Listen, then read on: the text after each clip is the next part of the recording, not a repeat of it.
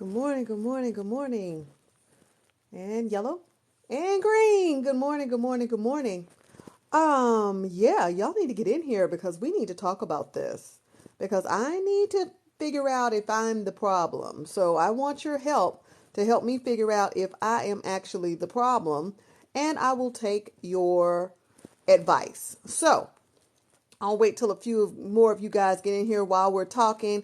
As you're coming in, make sure you're letting me know, where are you in the world? You know, we have a international community of superheroes in this room always. And so I'm always curious to know, where in the world are you? Like, really, Carmen Sandiego, the Carmen Sandiegos, where in the world, and the Carmelo Sandiegos, where in the world are you?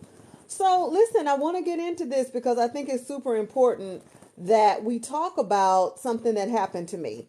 And I want your feedback. I see Tasha Mack is in the room. I love it. I love it. I love it. Who else is gone? Jackie Newble, Queen Raha has joined. Tasha Mack is on her light job. That's awesome. That's awesome. That's awesome. Hey, hey, hey. I see the waves. We got 11 people in. I should see 11 comments. I should see 11 highs coming through this live. So, first of all, I know y'all are going to tell me that I'm wrong for this, but let me tell you what I'm thinking. So, I knew at some point there would come a moment when there would be an issue in the community. Hey, Sophia. I knew there would come a moment when there would be an issue in the community. Invariably, let me tell you the gift that I have.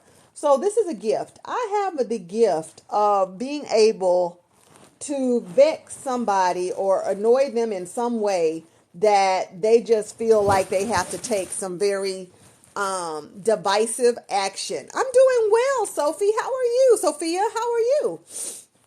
So, I want to get into this because everything, if you haven't figured it out by now, everything in my life is a teachable moment. Let me give you an example. So, about 2 years ago, there was this woman that came into my life via Facebook. And you guys feel free to share this out because I think this is going to be tight, but I think it's going to be right. So, y'all make sure you share this out. Share this to at least 10 people that you like. Share it with your friends, share it with your frenemies, share it with 2, share it with 10. It doesn't matter to me as long as they get in. So I feel like maybe it was about 2 years ago because we're 2023. No, maybe 2020. So maybe 3 years ago. It doesn't matter. Here's what happened. So there was a woman that came into my space via Facebook, right? Well, thank you. And she was a black woman, and so she came in, and she really loved what I was doing, and everything was sis this and sis that, and can we be honest about the fact that sometimes when people call you sis, sometimes it's a little cringe. Not all the time, but can y'all just rock with me for a second when I say that when some people call you sis, they do it in such a way that it's like, that's super cringe. Thank you for the February. Yay. I'm 6 days from my birthday, so that feels like a birthday gift. Thank you for the gifts. And for those of you who don't know my policy, when you give gifts, I get to give gifts. So you give me gifts and I get to give gifts to other creators and support them with what they're sharing. So listen. So this woman came into my world, into my space via Facebook, and everything was sis, sis, sis, sis, sis, sis, sis. And so at that time, we were doing our coaching certification cohort, and we were enrolling for that. And that's a whole process, right? One of the processes was that there was an application interview, and there was an application fee. So she paid her application fee, and then she got on the calendar for her interview. And so she missed one interview, right? She said something happened with her kid. Hey, I get it. Things happen. Kids are unpredictable little beings. And so something happened with her kid. She couldn't make it the first time. So then she rescheduled, right? And so the second time I had to go looking for her because she said, and then her excuse was she forgot and all this other stuff. And so then at that point, remember, everything that we do, I have a non-refundables clause on everything that we do. Because one, it is a pain to process refunds. Two, once I give you access to something, especially if it's online, you've seen it. You've seen it. So, and then that started when we were working with couples, because if the couple didn't make it, what we weren't going to do was process a refund for their coaching program. Like that just wasn't what we're going to do. So for some of you, that's a teachable moment. Add a non-refundable clause, no refunds clause to your agreements and to your invoices. Okay. Okay, great. So listen, I got 4 of you in here. I've got 845 likes. We're going to rock this thing out. So check this out. So everything that you touch in this organization is going to say that your payment is non-refundable. So she sends me a message and she's like, well, since I couldn't make the interviews, I'm just gonna, I'll just take my refund and go. And I was like, we don't do refunds. And at that moment, I went from sis to bitch really fast. And that's what I mean when I talk about how when some people call you sis, it's super duper cringe, right? Now, most people know not really, but some people, they can say it in such a way that manipulation is pretty much on the back end. So check this out. So I went from sis to bitch really quickly, and I get this long message talking about, oh, I guess you needed it more than I do. $97? No, or was it 47? Anyway, it was under $100. And I'm like, no, it's just the matter. This is our policy. And I wasn't gonna become flexible in the policy. Now, this is the first teachable moment. So sometimes when conflict arises, you're very tempted. You can be very, very tempted to change your policies because you just want the conflict to go away.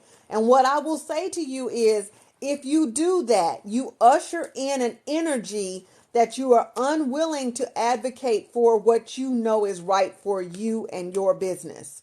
When you become flexible and start to say, oh, well, yeah, I know everything says no refunds, but here you go, and you do it from a place of, I just don't want to deal with this. That is you not advocating for yourself. As it stands, I said, you know what? I'm sorry you feel that way. And I went on with my life. Okay? Because what I do not want to set up a situation in my business where if you lean on me hard enough, then I will bend, because at some point I will break. And I don't want to set that up in my business or in my life. So that's teachable moment number 1, right? And I will tell you now, in the essence of transparency, I will tell you, in 12 years of business, I have issued 2 refunds, the second one being last year. And those were decisions that I made because I said, okay, no.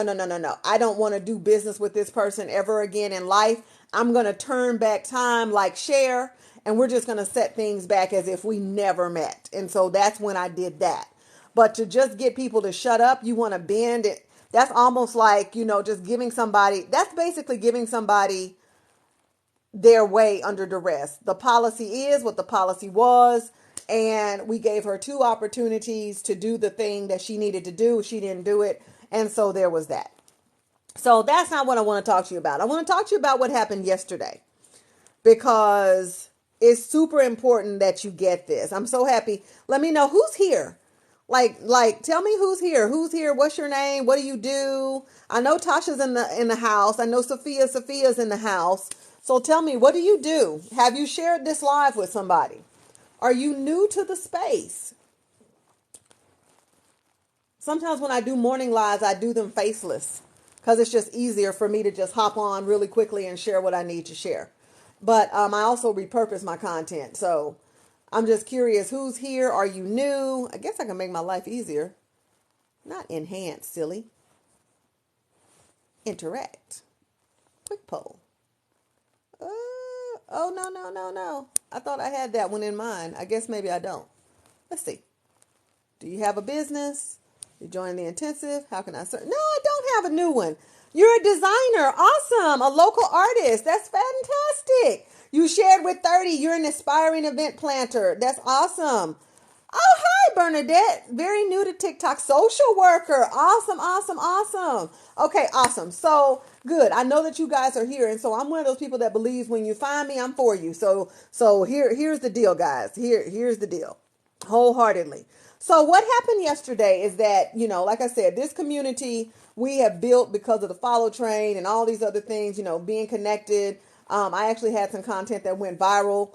And so that has also brought me some other people to be connected to. But, because of who I am and how I roll, and the history of the thing, I often wonder just when will there be will there be fragments and fractures in the community, in the connection, and that's not me being negative. That's just me knowing that at some point I either annoy somebody or they feel like I've slighted them, and so I'm just like, okay, fine.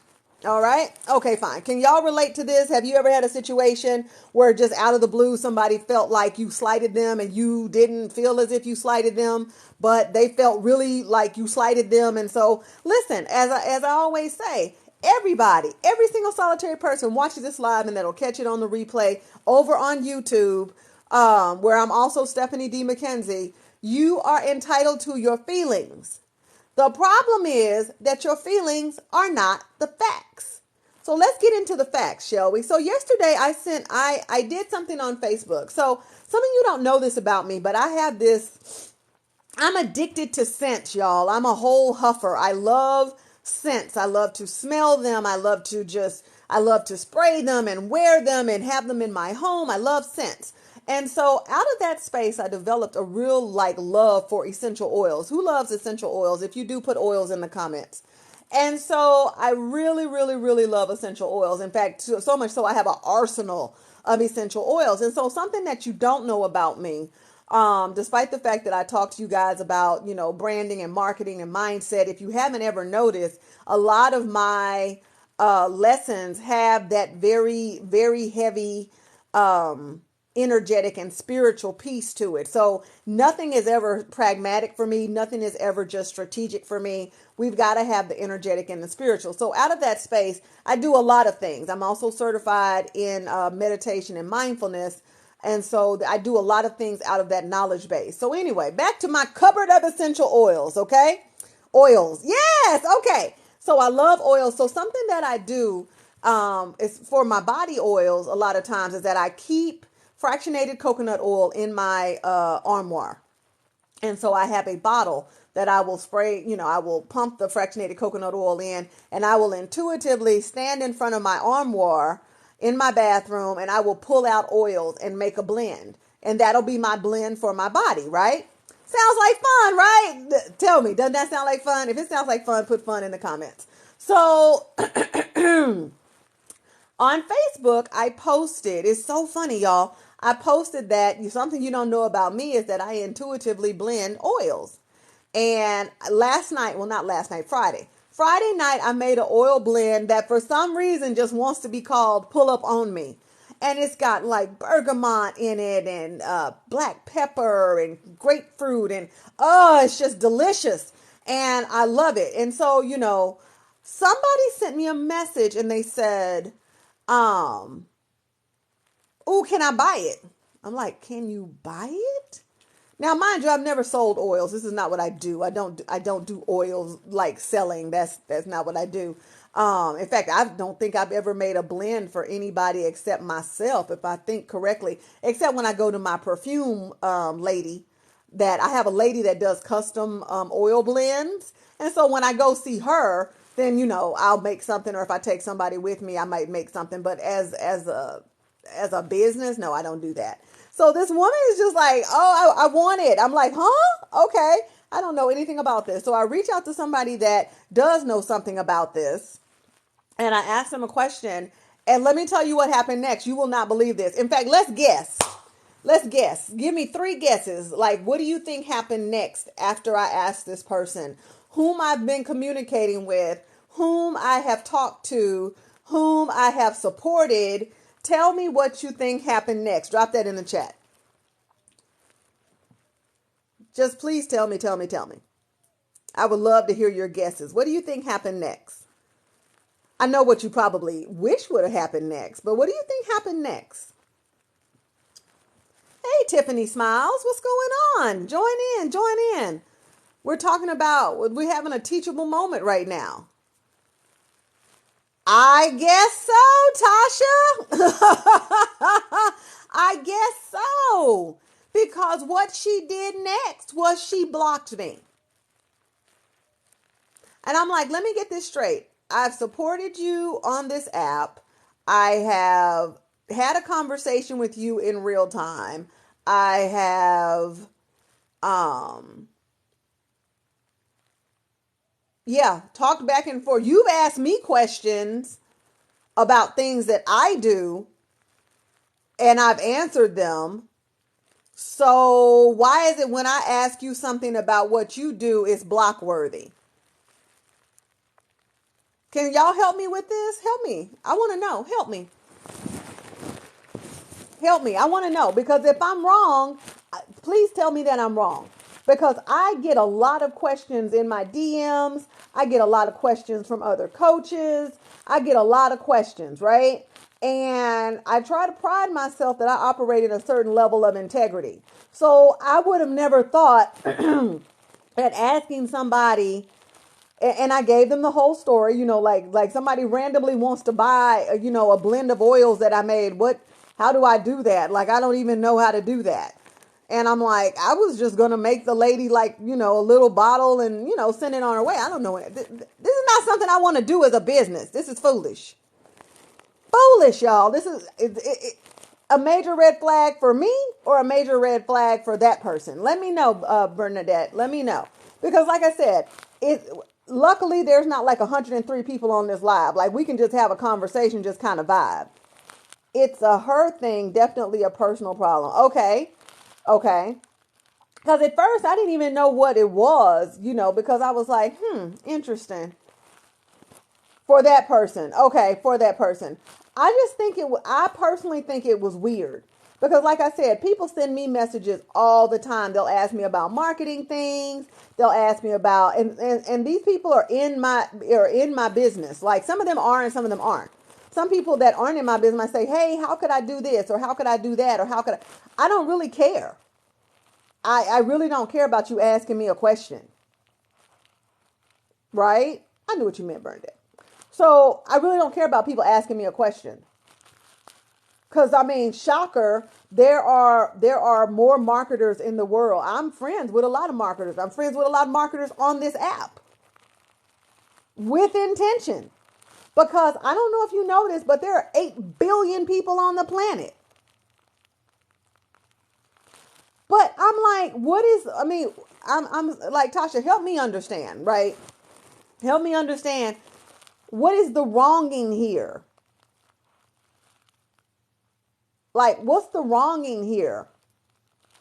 I need to understand, because, talk to me like I'm 5, because I need to understand. Because ultimately, for me, if you have trust issues, you have issues with yourself. Okay, but maybe so. Like, I never would have thought so. So should I not have asked the question? I guess is what I'm wondering, because in my world, you can ask me anything. Now, sometimes I don't like the question, and I might tell you that, or sometimes I don't feel like it's your business to know that. Like, when people start asking me about the intricate details about my companies or stuff, sometimes that's not their business. That's the business of my attorney and my CPA. But I'm not going to, I'm personally not going to block people unless I feel like they've offended me in some way.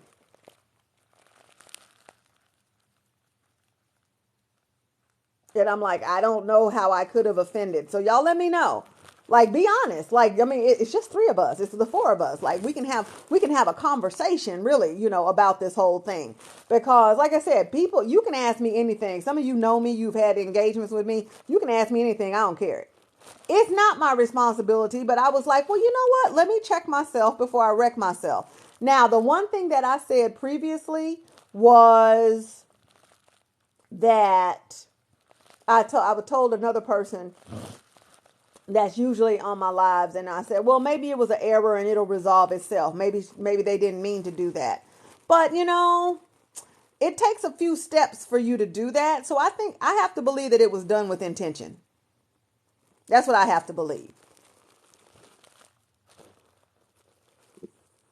Now, let me ask you another question. Because like I said, I pride myself on operating in a certain level of integrity. Do you think I should reach out to her and try to reconcile the matter? I know what Tasha's going to say. Tasha, you don't even answer. What do you think? Do you think I should reach out? Do you think? Do you think? Do you think? Right? I know it. I know what you go. You'll be like,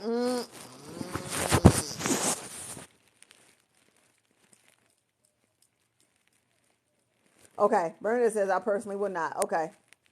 I mean, like not to bring back into the circle, but just to be like what in the world? Just resolve, I guess is the word I'm saying, just to resolve or bring peace to it.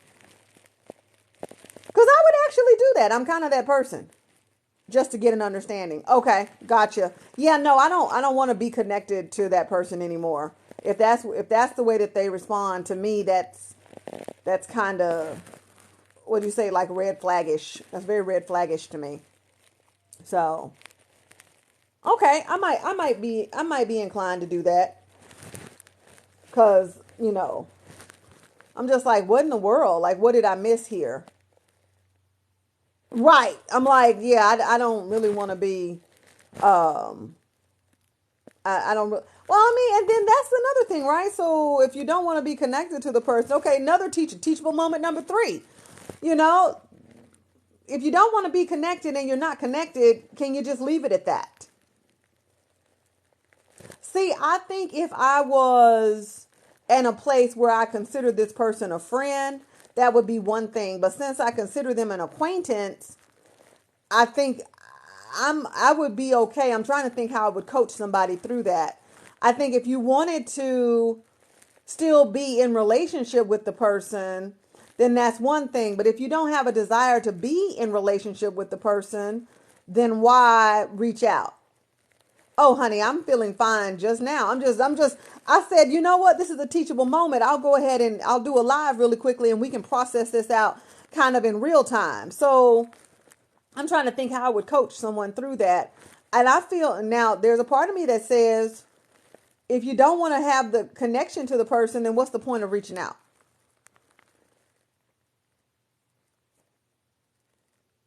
That's just me. Yes, there are 8 billion people in the world. Yes. So we do not have to be, oh, that sounds so bad. It's going to sound so ugly when it comes on my face. There are 8 billion people in the world, and many of them will be willing to support you and answer your questions. I'm one of those people, right? And so I don't think we can get bogged down with one person who has misconstrued or put everything through their own lens and decided this is the deal. Because I don't know if any of you have ever read the book The Four Agreements by Don Miguel Ruiz. One of the four agreements is not only be impeccable with your words, but take nothing personally. Take nothing personally. So I'm actually not taking it personally because people do what is best for them. Exactly. One less won't even matter. But I am kind of thinking, I was like, you know what? Let me take this to my people because I'm willing to come to you guys and say, hey, you guys, this is what happened. Talk back to me and let's have this teachable moment together. Let's have this teachable moment together. So, like I said, maybe at the end of the day, I tell you what, I think this is how I would coach through this on that side. I think I'm clear about how I would coach through, because here's the thing. Here's the other teachable moment. I think sometimes we're way too cavalier about throwing people away. Right? I really do believe that in my heart, because we're always like, oh, if they disturb your peace, it's costing you too much, cut them off. And I'm like, you need to cut it. We're always given the rhetoric that, cut them off, cut them off, cut them off, cut them off. And I believe that creates a dynamic where we no longer want to work through things. We no longer want to communicate with people. We no longer want to try to find resolve. And so that leads me to, I guess, teachable moment number 4 is that if you're not using your words, then there's nothing that we should have to do, because everything I just said, we're not willing to communicate, we're not willing to resolve, we're not willing to say, all of those things require more than hitting a block button. I'm just making sure I'm tracking correctly. Y'all let me know. Am I tracking that correctly? Am I tracking that correctly? What's going on, the season side? If you want to reach out to see if you offend her, just so you could use a different approach in the future. Nah. I believe that you would be open to discourse if you reach back to, yeah. Hey, the season side, how are you? Welcome. We're talking through my teachable moment right now. Somebody that I asked a question decided to block me. And we're talking through just the teachable moments of that, because I'm completely fine with you. Yes, absolutely. I'm completely fine with, what's the word? I'm completely fine with people doing whatever they need to do for themselves. But I also wanted to make sure I checked myself to see if, I'm the a-hole, if you will. Because all I did was ask a question about something that they do. And so I'm just kind of like, okay, people, again, in my world, people ask me questions all the time. That's my thought, Bernadette. That's kind of where I'm at. You know what I'm saying? Like, I think, like I said, I'm thinking how I would coach through this, and I think you guys are helping me. But like I said, I was willing to be wrong. So if you tell me that I'm wrong, I will take that information in. I don't think that I'm wrong, because you can ask me anything, but that's my reality. And I know that we have a tendency sometimes to believe that other people are like us, because, hey, it just stands to reason. I'm not sitting over here, pouting about somebody. You would be crazy. You would be crazed to see some of the questions I get in my DMs. You would literally be like completely crazed and vexed. I'm not really ever bothered by that. Right? I'm not really ever bothered, because I've decided that I'm a resource. And so if you're in marketing or communications or whatever, ask me a question. If you're not, hey, Stephanie, how could I do this? Well, you could do this, that, and the third. Guys, I run a mastermind, a monthly mastermind for my subscribers. They pay for their subscription on TikTok is $5.99. We did the first one last week, and from what I understand, it was very helpful. I got 2 or 3 messages. There was only 3, so there was 4 of us on. I got messages that said that was very helpful for them. So I don't care. There's no gatekeeping here for me. So I'm the weirdo to believe that other people feel the same. And I was just really shocked by the action. I was really taken aback by the fact that it merited a block. I'm like, even if somebody, listen, I'll tell you this, and some of you might be wanting to do this. Even if you're launching your coaching practice or your marketing agency, I don't care about you asking me questions. I don't have any competition. This is not competition. There's 8 billion people on the freaking planet. What's going on? Hey, sis. Oh, I just thought about you. In my teachable moment. You need to get in here. Can you get in here? Get in here. We got to talk. Let me tell you what happened. Hold on. How do I get you here? Get in here. Get here. Y'all, I want y'all to get your shift together. Come in here. Get your butt in here. Let me tell you what happened. Get through. There's Get my in here. Just sissy. what you Kelsey say? in Just the get in here. house. Get in here. Get in here. Listen, let me tell you what happened, girl. Let me tell you. How's your Sunday? Good. Okay, let me tell you what happened. So, yesterday, I need girl, more we got friends to like know. you. I promise you. Girl, I need some girl, friends like you in my life. listen, You hear me? Listen, I'm here for you. I am here. Are you taking applications for friendships? Listen, I'm virtual bestie. I thought you knew. Like, I'm here for it. Listen, y'all show her some love, drop her some gifts. Okay, I got to tell you what happened. So yesterday, wait, like the old folks say, yesterday. So I shared on Facebook. You got to get the whole context. I shared on Facebook that I intuitively make. Wait. I ain't Um, hear you because my phone went out. Wait. ah, Sis, no. wait. My phone went out. I couldn't hear you. Hold Okay, all right. You ready? You ready? Hold on. She Wait. said, hold on. Okay, wait. Thank y'all for Let me get loving me. set up now.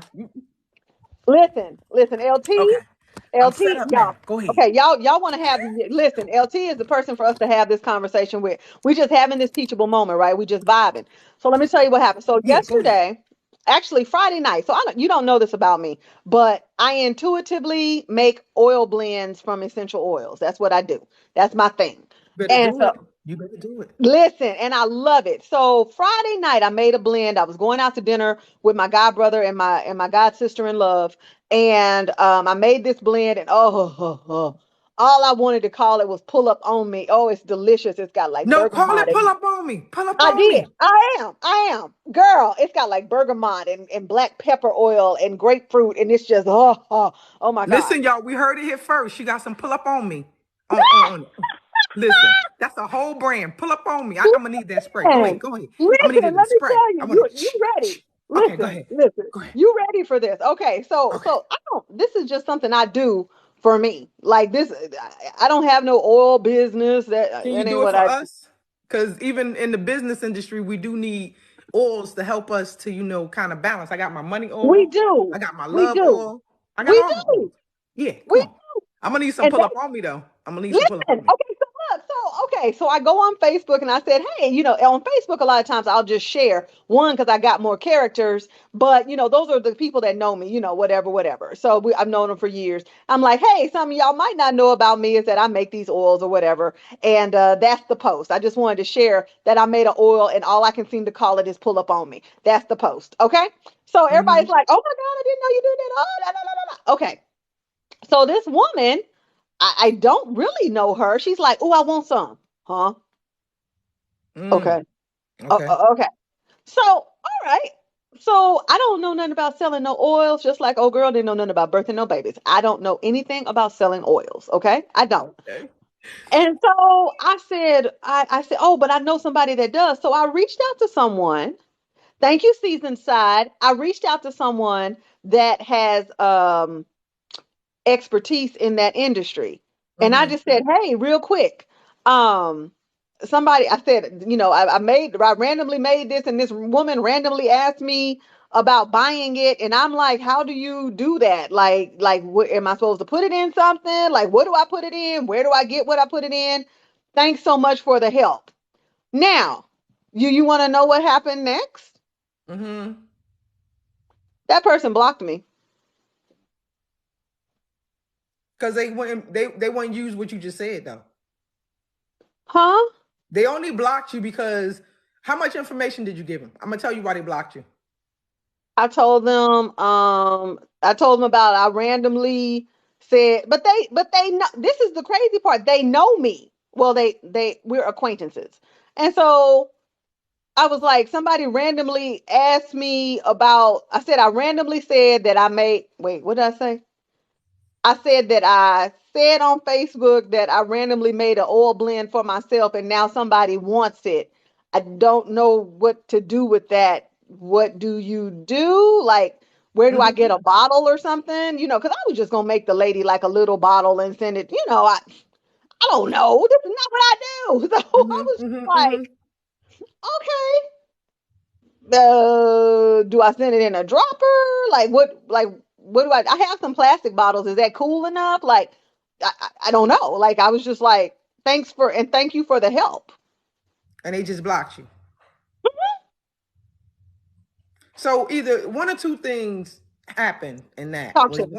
one, the person thought that you were trying to step over into their lane and you would be competition in some Oh my form, God. right? Or Right. two, no, it's only one. They only saw you as a threat. But They didn't why? see Like, you. So either you a threat or you are either we are a threat to people or we are a safe place for them, right? Either or. I think it's only two categories that we put people in when they, Okay. Okay. so you either going you're either a threat to them in some form, and the threat is not even on you, it's on them and how they interpret who you are, right? So Right. let's take it off this situation for a minute and let's process it another way. Let's go.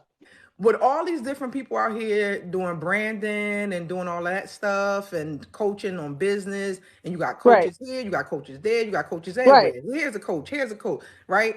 Everywhere. Coach, coach. Yeah. Everywhere, coach. We need to start singing that song, right? So the person who was not certain in their coaching will see somebody else as a threat to them if they come to Mm. them as a coach, right? And so the Okay. threat is not anything that you've done. It is that other person's perspective of themselves. So when we take this is so good. And this is I awesome because I know. never That's why even you had talked to get about this in like here. this. Like literally, I never even thought about like you're helping me to process when people don't feel safe, they see Yeah, you as a threat.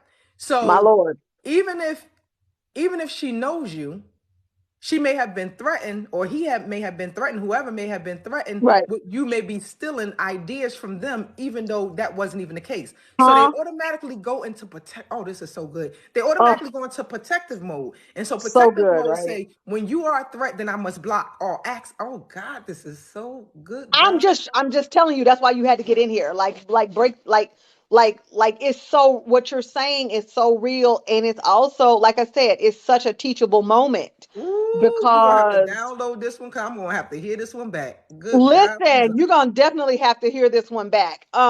Sis, so Because you were a threat. Even though you didn't come in as a threat, that person yeah, was already threatened. that's really scary though. And I'm going to tell you, I've told you, like, part of my history is that, I can vex people's souls. And I mean, okay, I guess that's good and not so good, right? Mm-hmm. I can literally trigger you to the point of like, ooh, oh my God, I don't know what's happening. And so it's not me. Is that It's intentional, or you just know that that's something that your spirit it's does? something that I do. No, it's not intentional. Like, Okay. and I also think you can trigger people to good things. So I can A trigger trigger people is a to trigger. feel, A yeah, trigger is a trigger. exactly. I can trigger them to feel invincible, or I can trigger them to feel inferior. This is just Mm. what I've learned. And so over time, I was saying before you came on, I was like, I was wondering when the fragmenting was going to happen in the community. Mm. I was wondering, not because I was projecting it out, but because I know that I can trigger you to feel invincible or invisible. I like that Mm. dichotomy better. I I do know that too. just by being me, not because I'm over here round trying to, I'm going to trigger you. I had a client once that I triggered by correcting her because some people are triggered by being wrong, right? I didn't realize that she was Mm. in that space. So when I gave her kudos, she was great. But when I corrected her, then I was triggering her. I still got her to her first client at 4 figures, but I triggered her and she didn't want to coach anymore. And I'm like, because I What told so what you, is that? What is I don't know. the insecurity? Because that's where it comes Hmm. from, is the insecurity within, Hmm. right? Hmm. That really is triggered, and you just kind of helping me to kind of process what is, like, just in different areas. Hmm. And I think about that because you and I both can change a temperature in the room, Right. not intentionally, but just Correct. being us, right? There's something Right. about knowing who you be when you step into a room of folks who may not be certain in their being, the trigger Right. goes off. So I've had people to tell me, like, you can walk in a room and people will automatically not care for you. And I've watched it happen, right? Yes. And Yes. yeah, Yes. That. I won't even take off my coat because I'm like, yeah, if I put this on, because when I go outside, I go outside. Like if I'm going to That an part. event, I'm going to an event, and I'm going to show up. Like I'm going to play. Like I may not dress up the rest of the week, but if you invite me out, I'm going to show up. I just That part. squeezed in a whole dress because I couldn't get my arm, and it was the first time I put it in. It wasn't as stretchable, right? So I called my daughter in the room, like, "Hey, I want to wear this dress. Help me squeeze my arm in there." Once we got the arm in it, then we made that thing fit. that thing felt like a glove, and I said, "Ooh, now I'm gonna need you to help me get out, but I'm gonna wear my That dress." part. I love it. I love Listen, it. my brother took me out on a date on Friday, man, and he said, "Just get ready." I said, "You said get ready." Oh, okay, I get ready, ready. So I got ready, ready, Right. and it was simple. Am I getting ready? Because I had some other stuff that I could have got ready, ready, ready, ready on, but I just put on, I put on a nice little pink dress. I ain't do my hair. I just threw on a hat, threw on one of the fedoras, and went on out there. Put Girl, on some that was sneakers because enough. I ain't wearing no shoes. And everywhere I walked, people said, "Oh my God, that's a nice dress." I'm like, if you knew what I had to do to squeeze this arm in there This to get part. in there, This right? part. But you ain't know that. I'm gonna let you see that I can still walk. Bang, bang, bang, right? Right? But it is the things that people don't see behind the scenes that they don't know what it took for you to get that. Same parallel Correct. with the dress.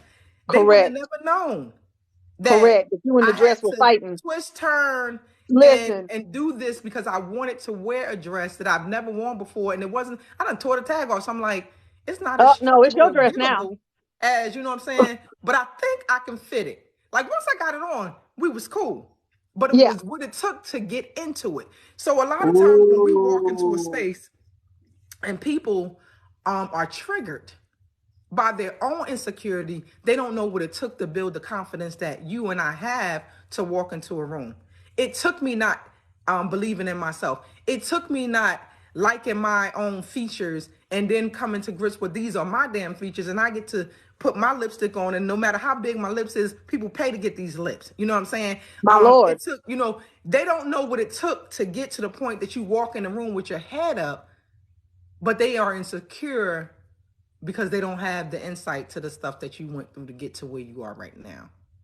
And you know what? I feel that LT that like I need y'all to drop some comments because I know this is helping somebody because like I said, I wasn't like, oh my God. I was like, I reached out to another one of, the sis fam, and I was like, I think something happened. And she was like, what? And I said, yeah. And then I told the story, right? Mm-hmm. And I hate I deleted the exchange. I mean, not the exchange, the message, because there was no exchange, right? I hate I deleted it because I was just like, well, whatever.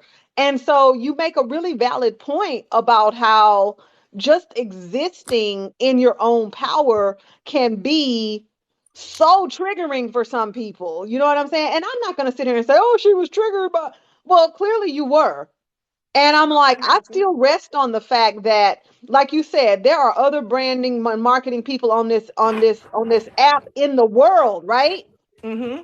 Graphic designers, whatever. I have people slide in my DMs all day. Hey, what about this? What about that?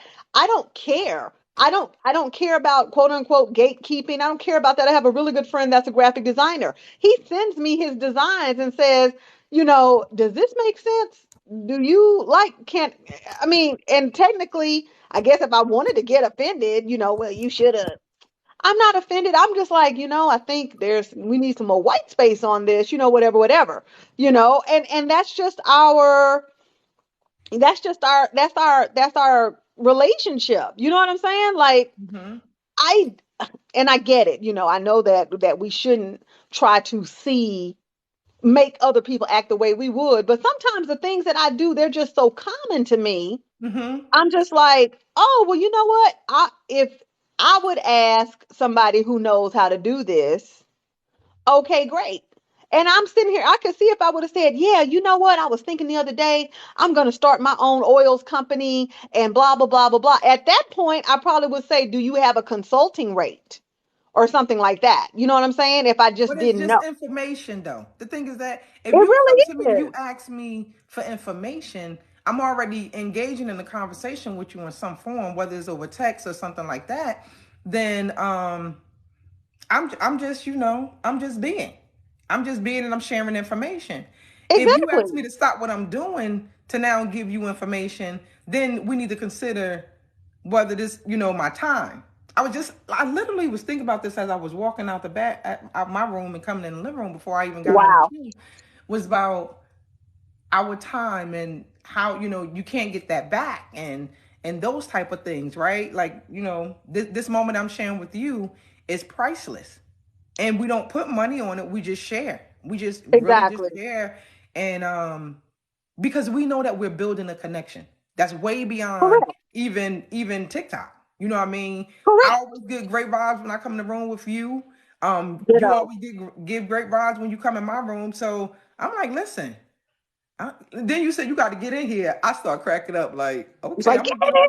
on here. I manifested you. I was like, I wonder if she at church or something. Let's see. Because I didn't see you on. I said, I You do wonder know if that she. I create bedside Baptist for myself, right? I I don't. mean, I wasn't sure because it's around churchish time for folks. So I I didn't am know in what church. We but having I church right manifested now. you. Listen, I wholeheartedly manifested you in this moment. I know I did because I was like, ooh, I need LT. That would be a great conversation. Because, Listen.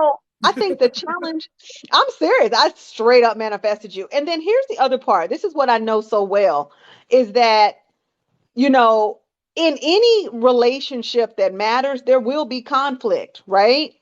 I made a Yeah. whole class about it. It's called Fight Right. Okay, great.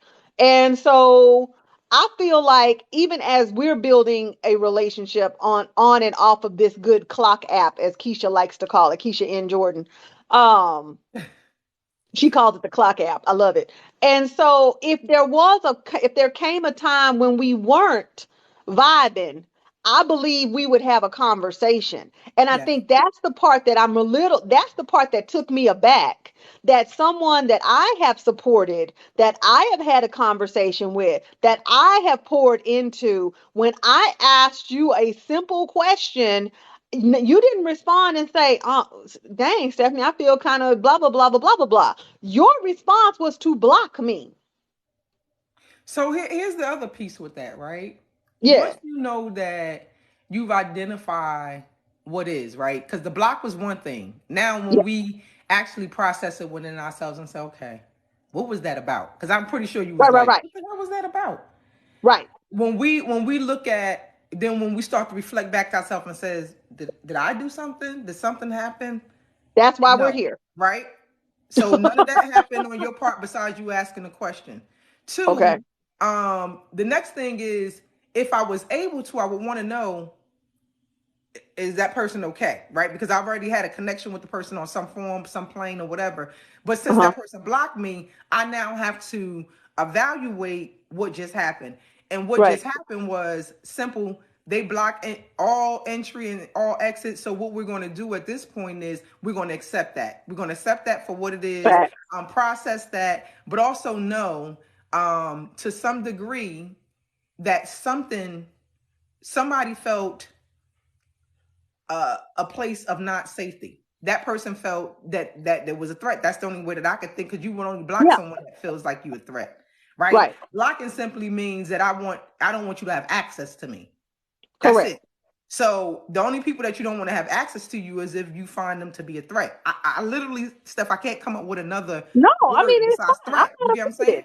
I'm No, not no, no offended. threat. So with that knowing, that person has to deal with their own thing. And anything that you know want to know about a bottle of or something, I can just tell you that, or I can reach out to some folks or Thank whatever. you. Well, And somebody did, and I thought it was so. Oh, it's 11:11. At least in my time zone, it's 11:11. 9/11 here. Yep, I got you. Hey. So, I think that's the thing. Like and so the other part is I do have the person's email address. I could absolutely reach out, but I feel like that's not for me to do because I am like one of my friends said, you love resolve. I've never met anybody that just really wants to resolve things and bring them to a Mm-hmm. place of peace more than you. And I'm like, that is me. That is true. Because I value relationships. I definitely try to, make Now that's what sure. we need to go a little bit deeper on too, because I just was having this conversation with myself. But go ahead, Steph. Hey, see, it's all good. It's all good. Y'all need to drop some comments, share this out because it's about to get more gooder, y'all. It's about to get more gooder. It So sure thank is. and hold on, let's check these comments really quickly because the Okay. season side said that she's been there. Darlene Code sent gifts. Hey, Darlene, so awesome to see you. Y'all let us know if this is helping because I feel like the lesson, first of all, first things first, the lesson repeats till the lesson completes. So Mhm. there's a lesson in this, right? There's a lesson in this for somebody, maybe a lesson even for, there definitely a lesson for myself. But then also, we have to be willing to accept. Sometimes the lesson is learning to accept. Yes. Sometimes the lesson is learning to accept, because my issue right now is not, ooh, my lesson, my concern right now is on me. I really can't be concerned about a person that doesn't use their words. I'm not going to be concerned about that. I can be concerned about the words that I used and checking myself. So this is kind of, a self check for me. But, back to what I was saying, I do absolutely, thank you for those gifts, Ebony. I do absolutely value relationships, right? At least, and I try to manage my relationships from a place of reciprocity and mutuality. Both of those ideas, those constructs, can be very new to people, especially if they're used to being in imbalance or being taken advantage of, or being mistreated, or whatever. One of the viewers earlier said, um, that, what did they say? That she has trust issues, and I always say, if you have trust issues, the real person you can't trust is yourself, and that's not external, that's internal. Because if you learn how to discern, you would know who and what you need to be engaged with or not engaged with. So, nevertheless, I So try to just bring bring it things. down like a little bit more to that just one point, that Mm, the whole trust thing is really just a reflection. Has really right, nothing to do with anybody outside of you. And if you are exactly. directing it outwardly towards someone else, you're actually is really an inner thing, not an outer thing. It So is, because being that's able the to, person you can't trust. right, You you put can't really yourself trust in, yourself. like, if we're going to be honest about it, in my people pleasing seasons, it would be really cute for me to be like, yeah, and I was with that dude for 10 years, and he used me and everything, and blah blah blah blah blah, and he never loved me. And I'm like, yeah, that's cute or whatever. If you want to play victim, you can do that. But the truth of the matter is that I made decisions based on what I thought I had to be in that season of my life. I made Absolutely. those decisions, Absolutely. I and totally I allowed conditions to persist in those seasons of my life. I right. allowed it. Right. Like Steph, like Yeah. so this has been very interesting the last past couple of days, right? Life was Man, life what? and right? Life was just life and I don't mind when life. Like especially when I have a chill mode. A chill mode of Absolutely. okay, cool. But there were things that happened for me to even observe from the outward end. Let me just put y'all in my business a little bit. Come on. I So want to go. I am my mom have nine. I'm the oldest girl of nine, Oh, wow. and I'm the only one that has left the state, left them there in New Jersey. Okay. Okay. And then I have my two bonus brothers with my dad. One lives out here. That's the one that took me out. Another one lives in PA. Now, you and I connect and have this one value that we hold. And I know I'm pretty sure we have more values that we hold near and dear to us. But relationships is one of those, right? Yeah. It's Yeah. like hands down relationship is everything. Yeah. And I have prioritized it so that I have overextended myself in areas just so that I can keep a relationship, especially with my siblings, right? And Mm. so we had a thing happen. I have we the first five of us was displaced from my mom for about like 8 to 10 years by Okay. foster care. So we didn't really get back together until we were about like 16 or so, or a little bit older. And so there's some things that have happened to us collectively and individually that everyone is still processing. And I understand that. So one of my brothers, I call and check on him often because he's had some traumas in his when he was younger and when he was displaced from us that he has yet to resolve. And I know that sometimes I'm not talking to the 40 something year old. I'm still talking to that kid that was violated, right? Yeah. Yeah. So I call and he is in total distress. So if you can Mm. imagine a sister hearing her baby brother, my brother that's right under me, cry to no end. He's just trying to process. And I've seen him in this state before, but he's my brother.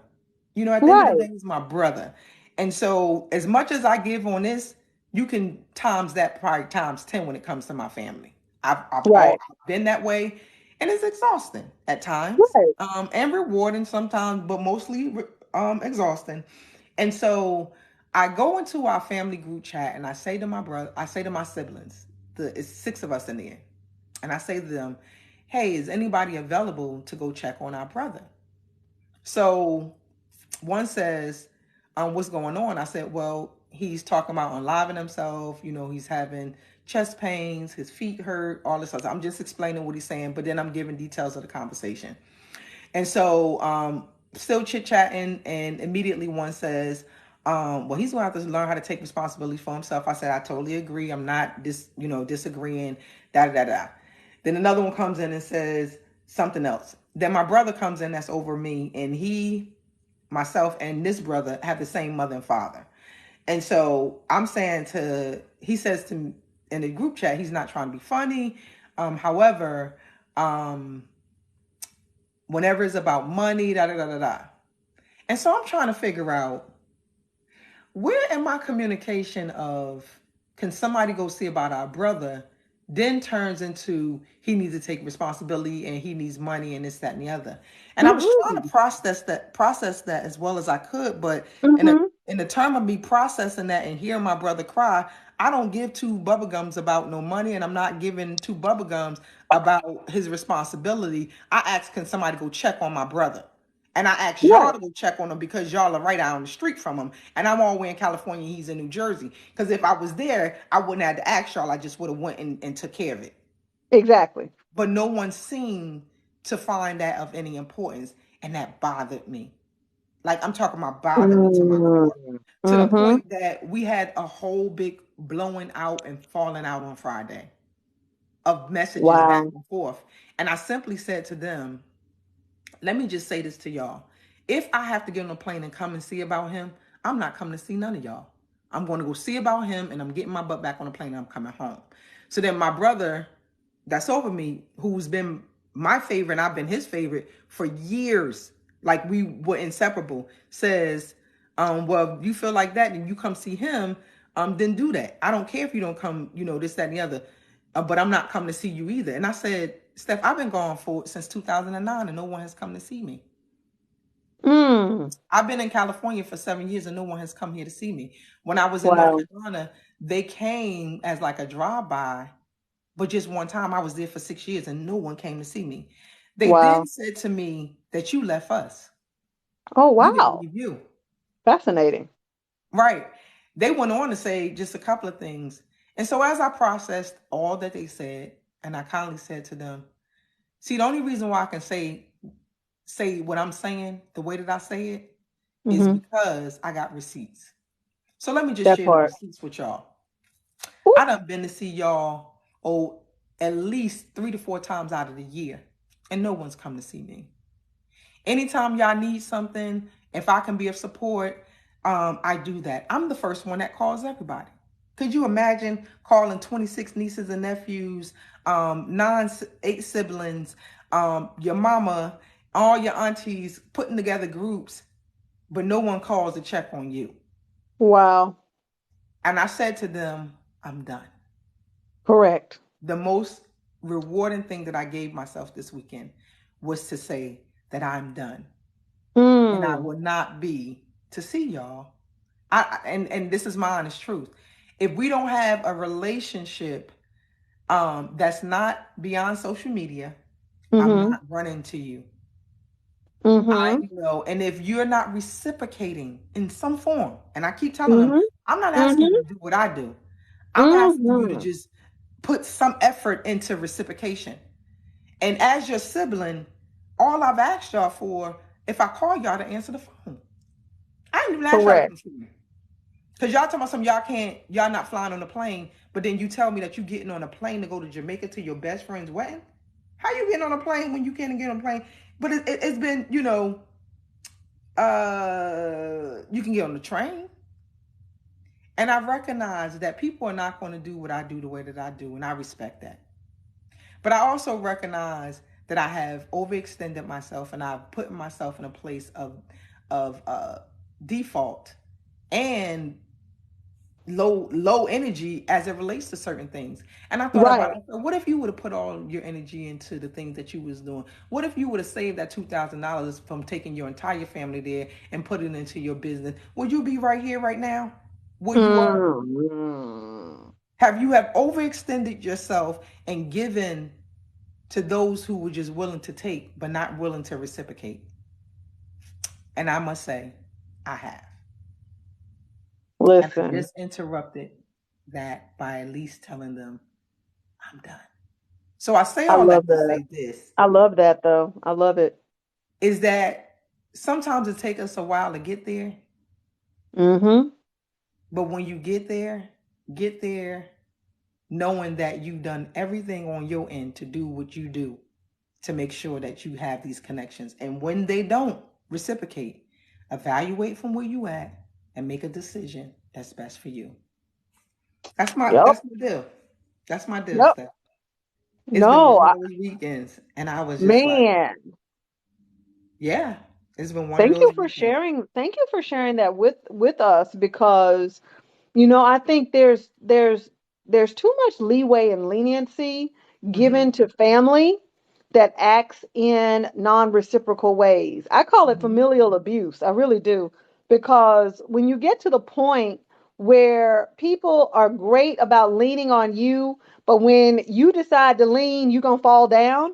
I think that's a Mm-hmm. huge problem. I think when people have something to say to you just because y'all share DNA, Mm-hmm. that does not give them the right to speak to you in any type of way.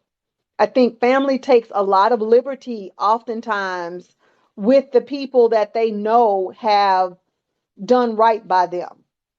Mm. Like they have the family punching bag sometimes, and it's like, oh yeah, well we can punch her because it's fine. Like let's all punch her, and we know she can't punch back. And I'm Right. like, I did that with my father's side of the family, especially when after my father died, his brothers thought it prudent to steal his property and whatnot from the house and different things like that, and then act as if they didn't. And I'm like, Mm. you do know people have called me because they have such disdain for women. They think that women are just a collection of holes for them to play with, and y'all can take that however you want to take it.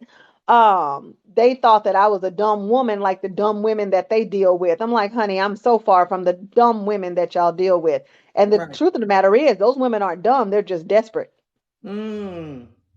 because predators know their prey, and so y'all go get women that don't have anything going for them. They're not they can't be your quote unquote equal in any type of way, so you force them to need you. I don't need you. And so at that point in time, I just, well, there were some other things that precipitated me coming to the point that you came to this weekend, but Mm-hmm. I've been done with them for 12 years. Wow. Like we're not going to do that. And so I think that's the thing, like you said, exhaust your resources to do your best on your side so you can look at yourself in the mirror because you can't let other people being ridiculous rob you of that, right? Mm-hmm. Because they will. And I know oftentimes, exactly, the season side said, because she can take it. Yeah. People get this idea in their heads that you carry this identity. You can take it. You're the strong one. Oh, well, we can just do whatever. Well, she's going to be da da da da da. And I get it. Branding lesson, brands about expectation. We all have expectations placed upon us, Yes. right? And so because of that, some people abuse the brand that they see Mm-hmm. because you would think if I'm the one that can quote unquote take it, or I'm the one that holds everybody down, I'm the one that checks on everybody, you would think in the recesses of their mind, in some shape, form, or fashion, they would say, man, I need to tell her I appreciate that.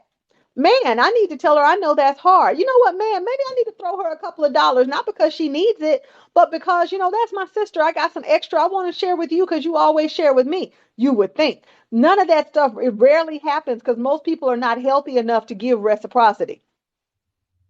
They're just Man, not. that part right there. They're not healthy enough to give reciprocity. Oh wow. Mm-mm. If I'm gonna need that, I'm just gonna post that up somewhere. Like, like when I tell It's you, like, but when we I got tell to you, accept that. But we got to accept that. I think that's the problem is that, like you said, we've got to accept some people are not healthy enough for the relationships that we want personally, professionally, familially, whatever. mm-hmm, mm-hmm, And if we persist, then their cancer is going to spread to us, and we don't need that. We don't need yeah, that energy. yeah. It definitely was a come to a God meet God. Me and God, my Hey, higher guidance and my lower guidance was meeting and saying, listen, if you don't interrupt this behavior, and so this was a foundational behavior that will now affect all behaviors in my life, right. especially dealing with relationship. Because if you get to the core why you do what you do, That's I part. give That away part. things the way that I give away because of family things. Oh, this is so good, Steph. Wait a minute now. Hey, woo-hoo.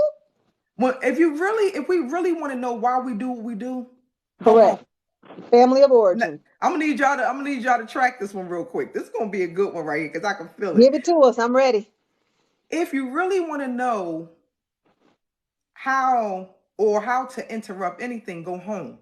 Home Mm, meaning the core of everything that your life has been governed around.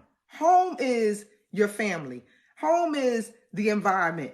Home is your spiritual path. Home is the elements, the dominions, hmm. the planes in which you hold really dear to your heart. Yep. What are the things that are home in your heart? And see how your heart is speaking to those things. So in this moment of what just transpired, I had to deal with the things that was of my heart. That part.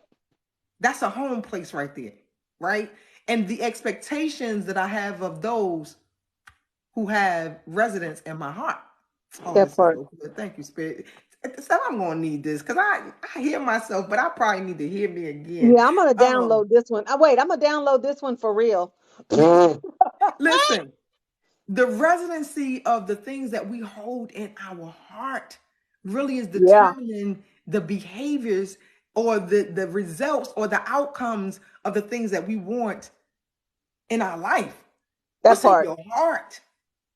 That That part. person that blocked you, that was a heart thing. That had really It nothing to do was. with you. What was in their No, heart? no. And it'll be What's, righted in its own way because I know how I operate. But you know what? I've been here before. Here's something have I you? always say to my clients, and it was mind blowing for me when I made this I guess discovery. And Mm-hmm. that discovery was people love the way they were parented until they learn or decide otherwise. Now that can Mm, be right, wrong, or indifferent. It wasn't like, I you agree. know, like for me, I was very giving because my parents divorced when I was 2, but they stayed best friends, right? Mm-hmm. So I never had like that battle, between my Yeah. parents. They were best friends. And so it's so much so, girl, I didn't even think they were divorced. I just thought they lived in separate houses and were still married. That's how cool they were. I love it. I was like, oh, y'all really are divorced. Oh, that's interesting. And so, Which also gave you a different perspective is that correct, because this didn't work for us in a relational way at the intimacy does not mean that we need to dissolve everything. correct. Yeah, they Oh, did that's not burn it. powerful. They did not burn it all down. And so that's why I kind of look at people sideways when they put their kids in the crosshairs of their relationship. Because I'm like, that doesn't have to be the case, but it will be the case if you didn't even like the person in the beginning. But that's a whole different conversation. But let's stay here. So, like the things that you were talking about, like you take your daughter breakfast in bed. Well, my mom did that for me. And so my mom was always very giving to me and to other people. And so that spun the narrative, really what I call the martyr model of people pleasing, because when you see somebody that's always giving, it models for you that martyrdom is the way to be good. And if you value Mm, being good, then that means that you put yourself up as the sacrificial lamb of your life. come on, teacher. You know, like real That's good. talk. Now that right there is good, good. Thank you. I think about listen, when I get into what I call my Zen den, which is AKA my bedroom, if I sit in here, sometimes I can sit in my bedroom for like days. I mean, I'll go to the bathroom or whatever, but I can sit in the house and just let downloads come. And that was one of the things that came, I say probably about 2 years ago. Like where are the origins of people pleasing? And like you said, go home and look at how you were treated because that's going to formulate what you think is necessary to maintain a relationship. Platonically, romantically, familially, that is the basis of it.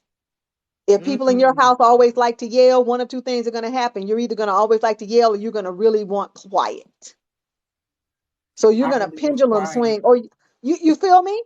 Yeah. Because it's like it's a pendulum swing. Like, okay, they really like to be loud. I don't like to be loud. I like to be calm. I don't like that. But then by that same token, when you hear people get loud, sometimes that can be very triggering. Like I tell people all the time, don't ever yell at me. Don't yell at me. I tell my mom when she gets that little tone in her voice, don't you do that. Bring it down a notch. When I tell you I'm learning so much about relationships, and I don't really like, talk about relationships, which I Hmm. can. I can knock some of these people out the water with the stuff that they talk about because Of course. um their processing comes from a place sometimes that they're still healing in. And so Correct. I And some of them are pandering. A lot of people. Can we talk about Mhm. that really quickly? Can we talk about how the male relationship coaches are often pandering to women and putting them in a position where they're even more deeply damaged? But no, we can't talk Yeah, about. yeah. Okay. Listen, yeah, we can talk about that. I don't Hmm. understand why we need someone else to validate us, another species. You can't tell me how to be no woman, and I can't tell you how to be no man. I can't even tell you how to Nope. be you. Well, because I they can do only it for tell the you how I'm likes. being me. They do it for the likes. They're doing it for the popularity because women are really, it's unfortunate though, but I feel like women will deeply invest in a need to change. I said Mm, change, not transform. We offer mhm. transformation, a need to change. So if you have a man telling you, well, if a man wants you and he don't call you at noon, when he said he called you at 12:05, that's not a real man. You deserve a real man. You're gonna be like, oh my God, I deserve a real man. When the truth of the matter is that really you need to go within and figure out why you keep attracting people that don't keep their word. Like, but you don't want to hear that. You want to change and not a transformation. A transformation is long term. A change will just make you feel good. But I'm done now. Listen, I'm um, done. I won't say nothing else. Because then I'm gonna start calling names and it's gonna be bad. So I'm not gonna do it. I'm gonna be good. I'm gonna act right. Steph, they don't want the transformation; they want the change, Oh, they don't want to invest in and change is transformation. inevitable. It's inevitable.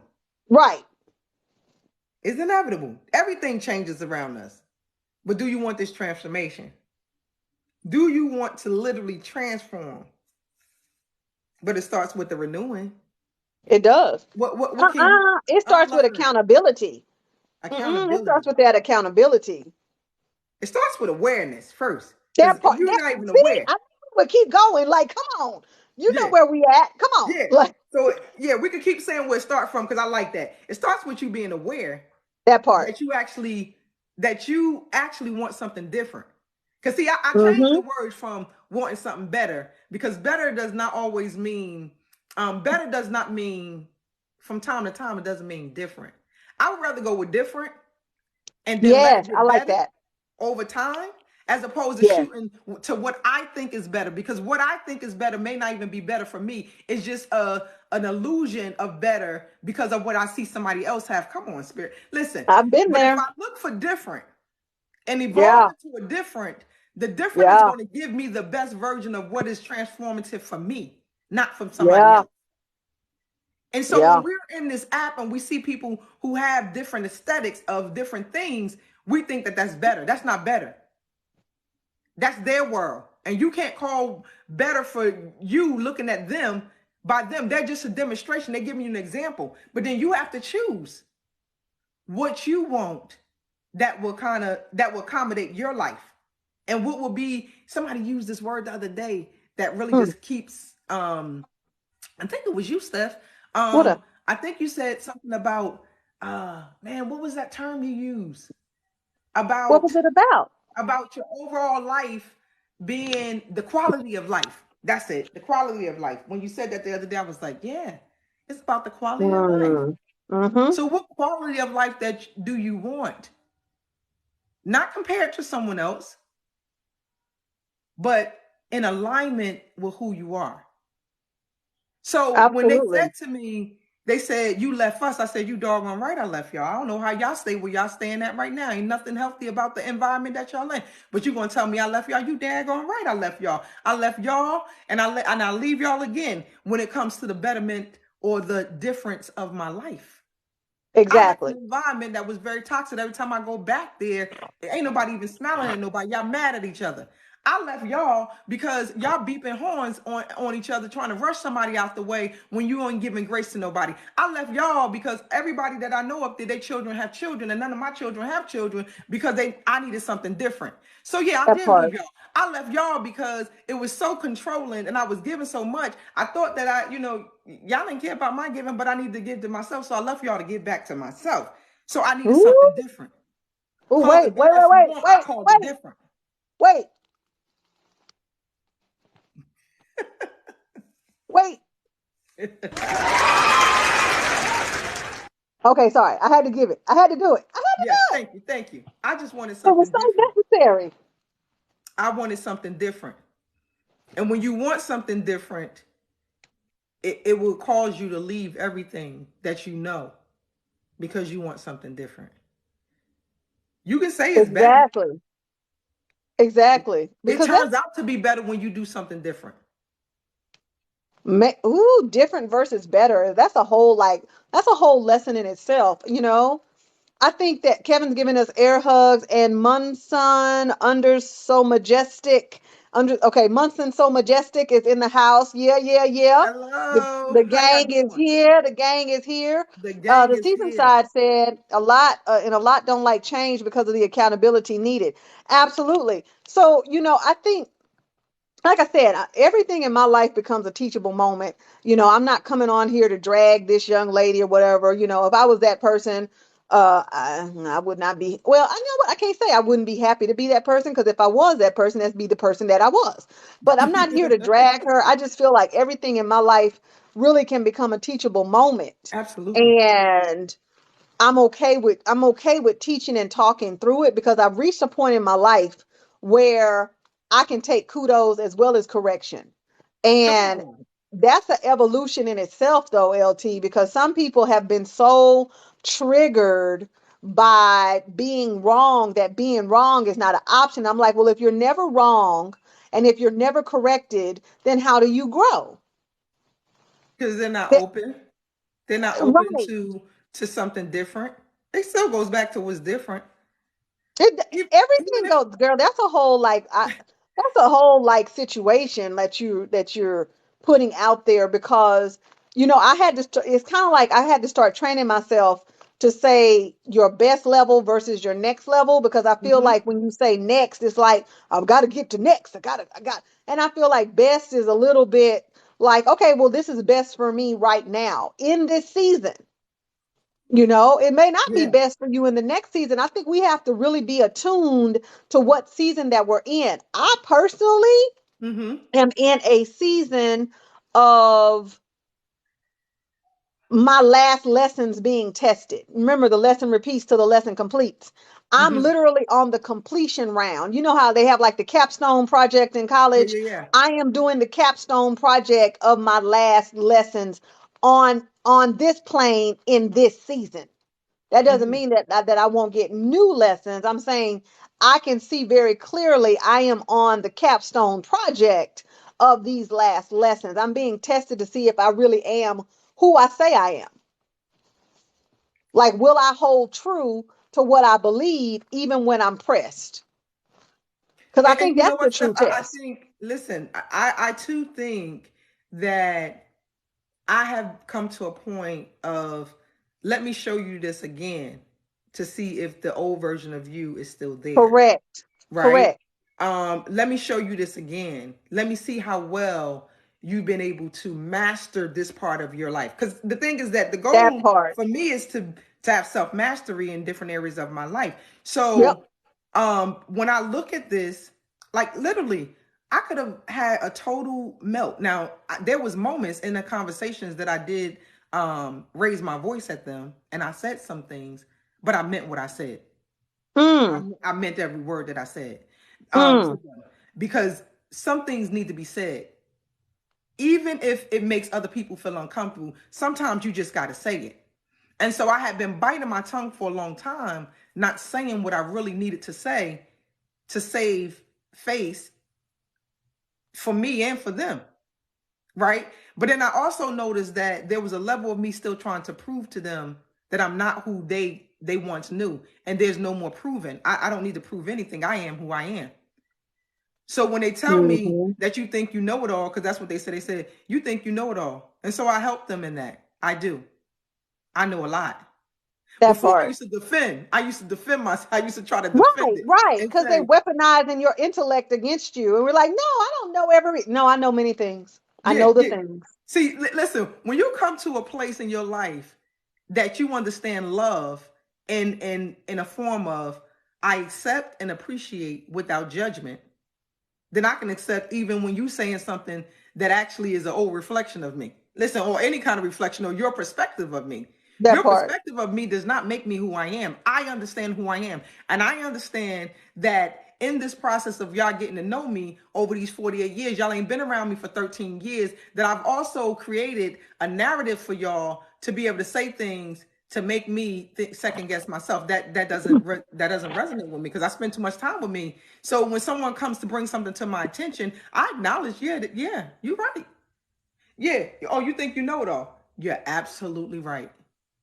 I Mm-hmm. do think I know it all. Because here's the thing, I know enough.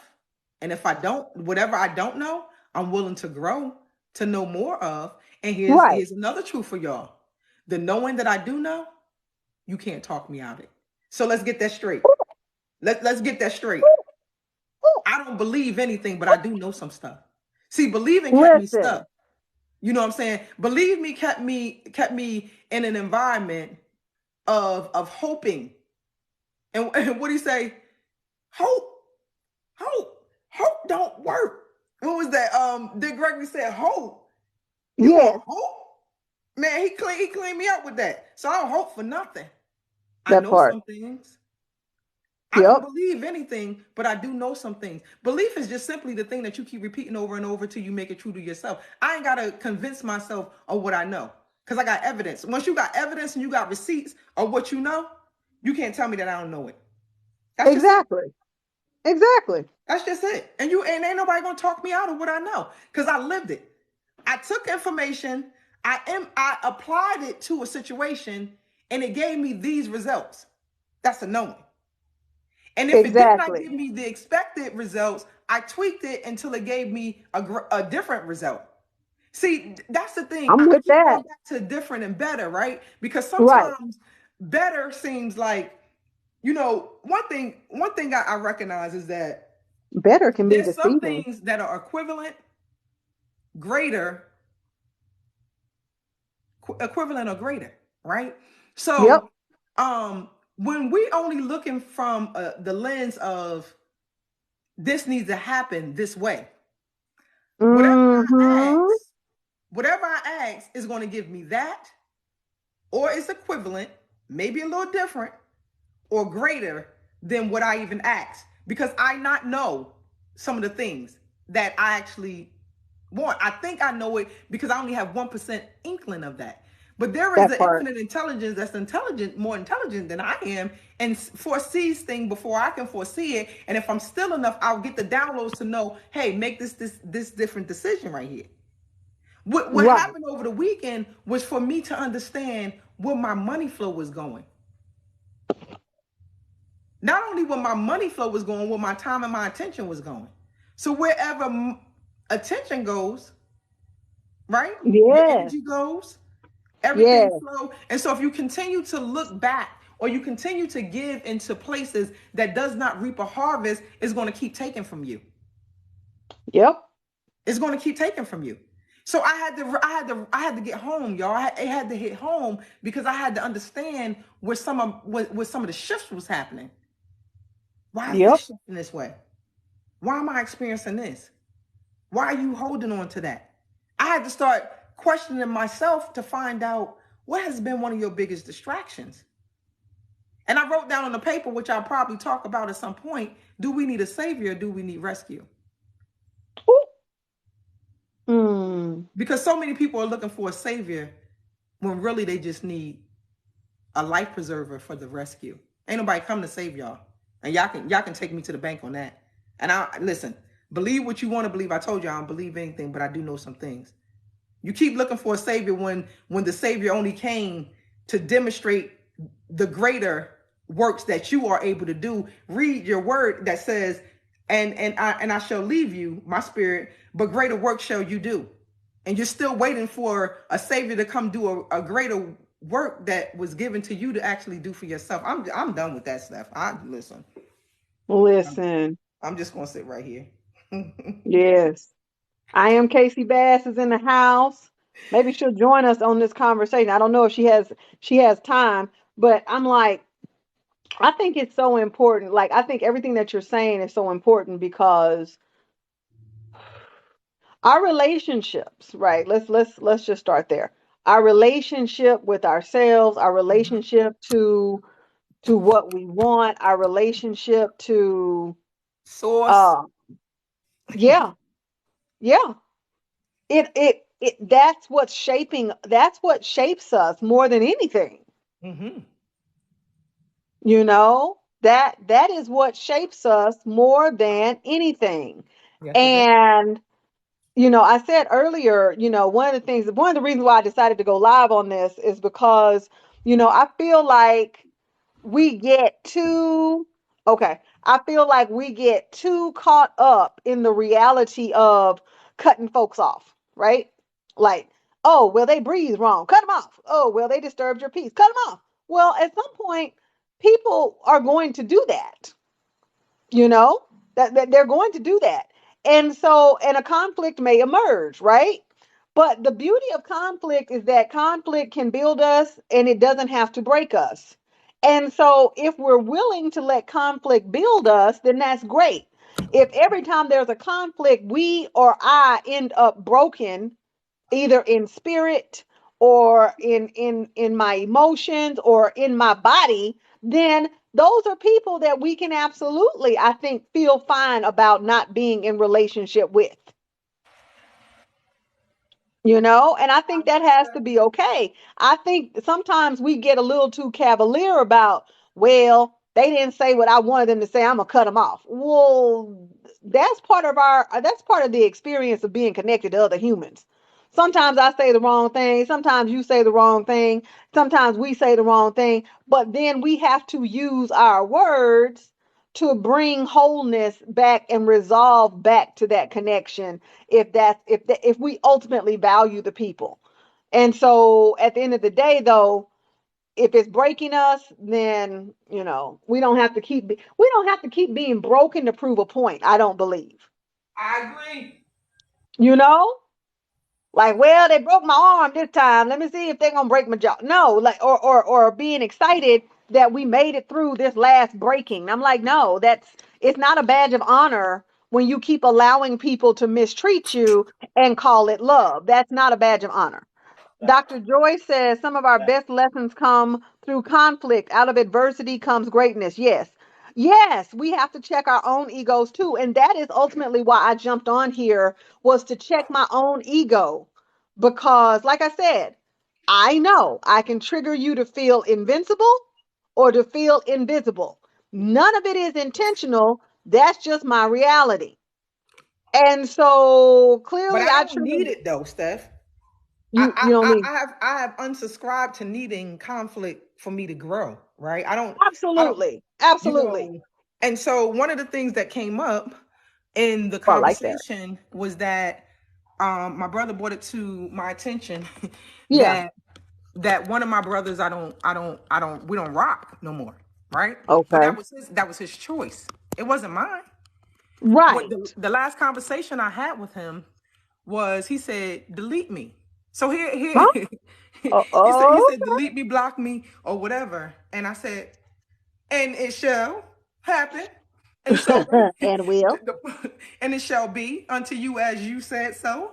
And so, anytime, most of the time, a relationship shifts with me and someone else, I want to say 8 out of 10 is because of the other person asked for it to be that way. I'm kind of like one of those consistent friends and sisters. Yeah. Like Yeah. I'm consistent in the way that I love people. Like I just that's just the way I rock. So when he told me to delete him, I said, "Your wish is my command." Block. And so what they don't understand and what they see is what acceptance look like when someone tells you to do something for them. Right. He Right. told me, whether he recognized it or not, to do something to honor him. That wasn't to honor Correct. me because and all the stuff that we were talking about and the frustration, all that other stuff, I didn't think to block him or delete him. I just was going to shift the dynamics of how we communicate with each other. But Exactly. he suggested and he offered out of his anger and his ignorance that you should block and delete me and forget me. And so I said, okay, I will. What I've learned, Steph, is this. Ooh, I yes. listen. If you tell me to do something, I'm now going to honor that. I don't Yeah. want to. I don't want to cause a conflict with you and you, because the you and you said to you, for you to tell me to do something to support you in your own safety. Because Allegedly. allegedly, right? Because Allegedly. in some form, what I'm saying to you has threatened you, or how I handle you was a threat and you needed some protection. That's the only way that you would tell somebody to, you know, to remove, block me, delete me. Right. You know, I Or don't feel safe power. I here. mean, but I guess that's also a threat to who you are. And you know, and I feel what you're saying, like, not needing conflict to grow. But I also think that conflict is just a natural part. And by conflict, I don't mean like we're arguing and yelling. I mean like at Mhm. some point we have not even a disagreement. We just have two different points of view, right? We Two have different points different of view. perspectives. And I think that's okay. And I think that, I think for me, this is not a test of conflict. So, well, maybe so. Yeah, this is a test of conflict because we had different perspectives, right? My Hmm. perspective was I thought I had an acquaintance I could ask questions because I'm an acquaintance that you can ask questions. Right. I'll tell you, my reality formed my reality. Okay, fine. Ooh, Um, and yes. so you know what I'm saying? Like I'll say that. You can ask me anything. I don't really care. So because I had that, and I'm pretty clear about the people I attract, although sometimes I do attract people that haven't quite gotten there yet. And Yeah. I get that. I just don't always see them Hmm.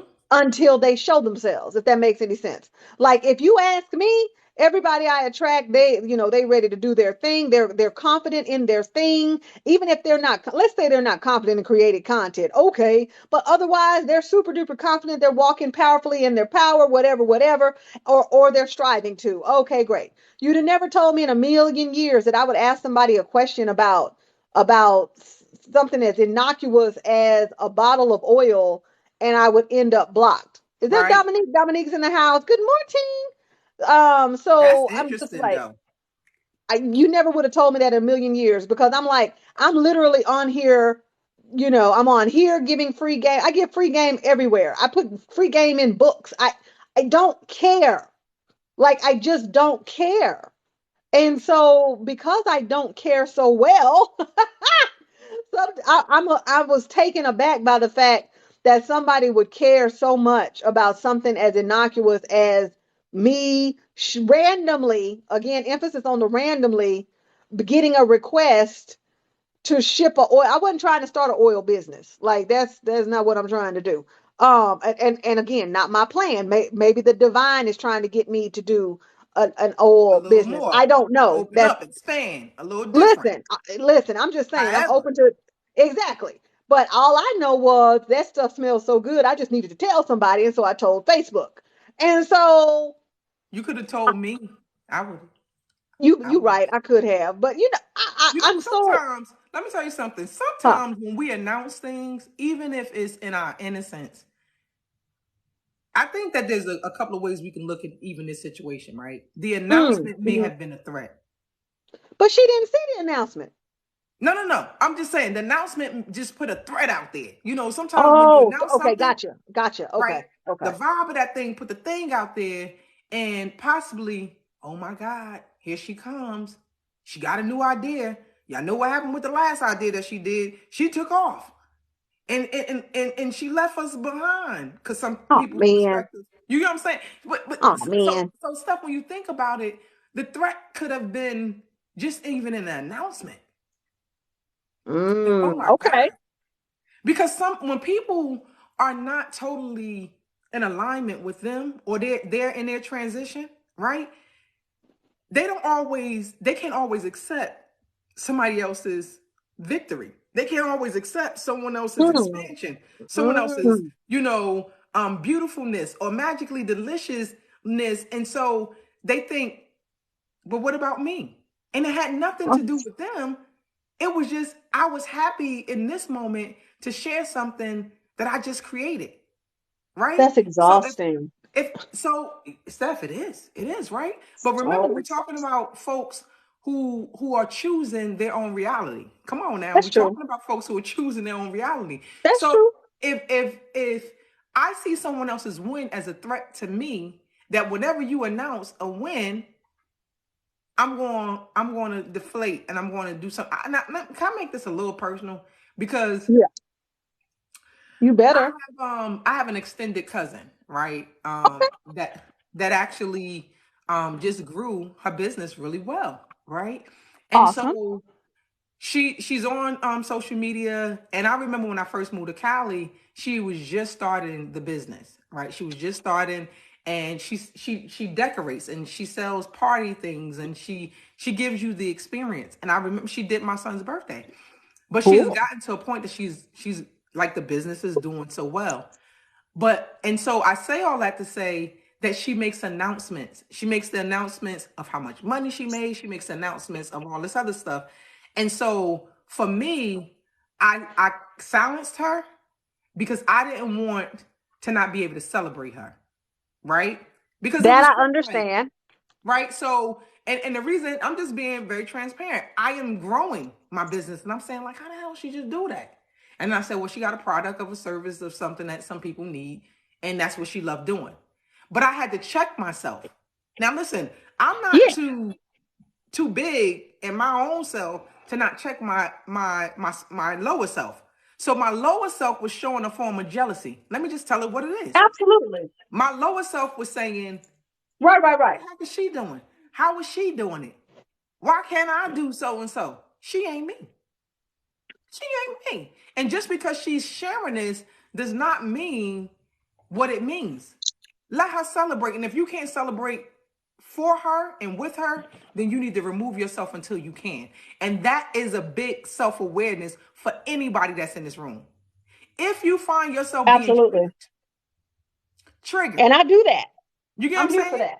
If you find I'm here yourself being for that. triggered by any way of what somebody else is posting, then I advise you to humble yourself and remove that threat because for some reason you're threatened. And listen, I ain't got to go and try to dig up why do I feel this way? No, I felt something that my lower self, or what we call the undeveloped part of me, was still trying Right. to develop. And I don't have to prove it, justify it, and she don't even know. She doesn't even know that my undeveloped part of money in my business was showing up as jealousy. Come on, y'all. I need y'all to just track what I'm No, putting that's down right real. now. I'm with you, LT. Let me tell you, there are coaches that are not in my feed right now. This is not TikTok land. This is Facebook. On Mhm. Facebook there are coaches that I have relationship with that are not in my feed because either two things: either I don't want to get distracted by what they're offering, or I feel some type of way about their voice.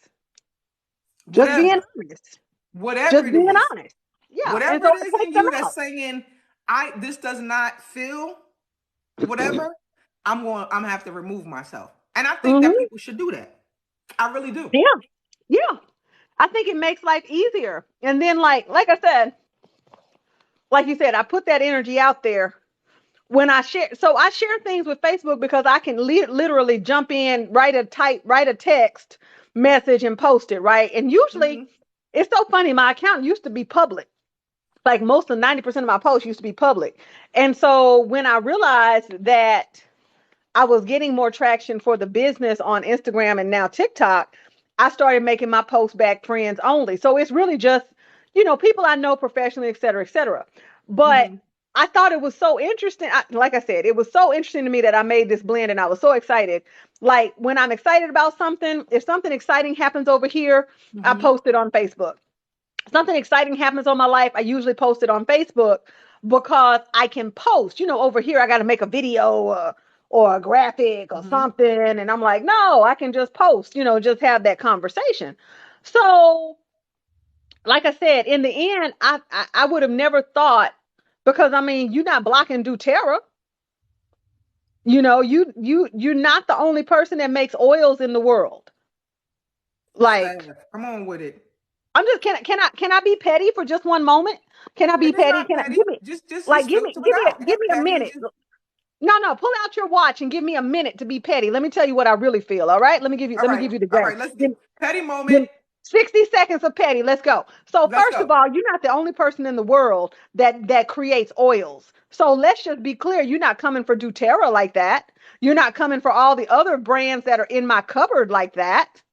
Like at the end of the day, you're not the only person in the world that does this. So at the end of the day, if you're black like me and I say to you randomly, oh my God, somebody asked to buy my random oil that I made because truthfully, I make a blend probably every week. Like literally, this is what I do.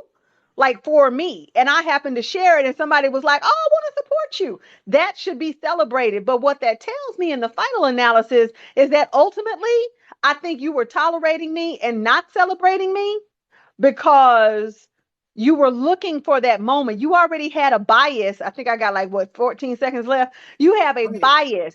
You already had a bias towards me. So when Mm-hmm. I sent you that message, it confirmed your bias that you thought whatever you thought about me, and you used that as the leverage that you needed to decide to disconnect. I'm not mad at you. I wish you well, but at the end of the day, it's honestly it's your loss. Absolutely. And here's the thing. 60 seconds. Yeah, it's up. Your pettiness is over. And I will Hmm. conclude it with this. I'll add just a little bit more petty. And when you do return, because you shall return, I won't be in the same place where you left me. I will Bam. not. Will not. In fact, I won't even be available. Like I'm not even available. I'm I needed. won't even be So, available Steph, let me ask you. unless the divine says differently. Like I always leave things up to the divine. But can now let's talk about growth. There would have been a time in my life when that would have completely spun me out. Okay. Oh my God, I can't believe why did they? Oh my God. No, I'm not spun out at all.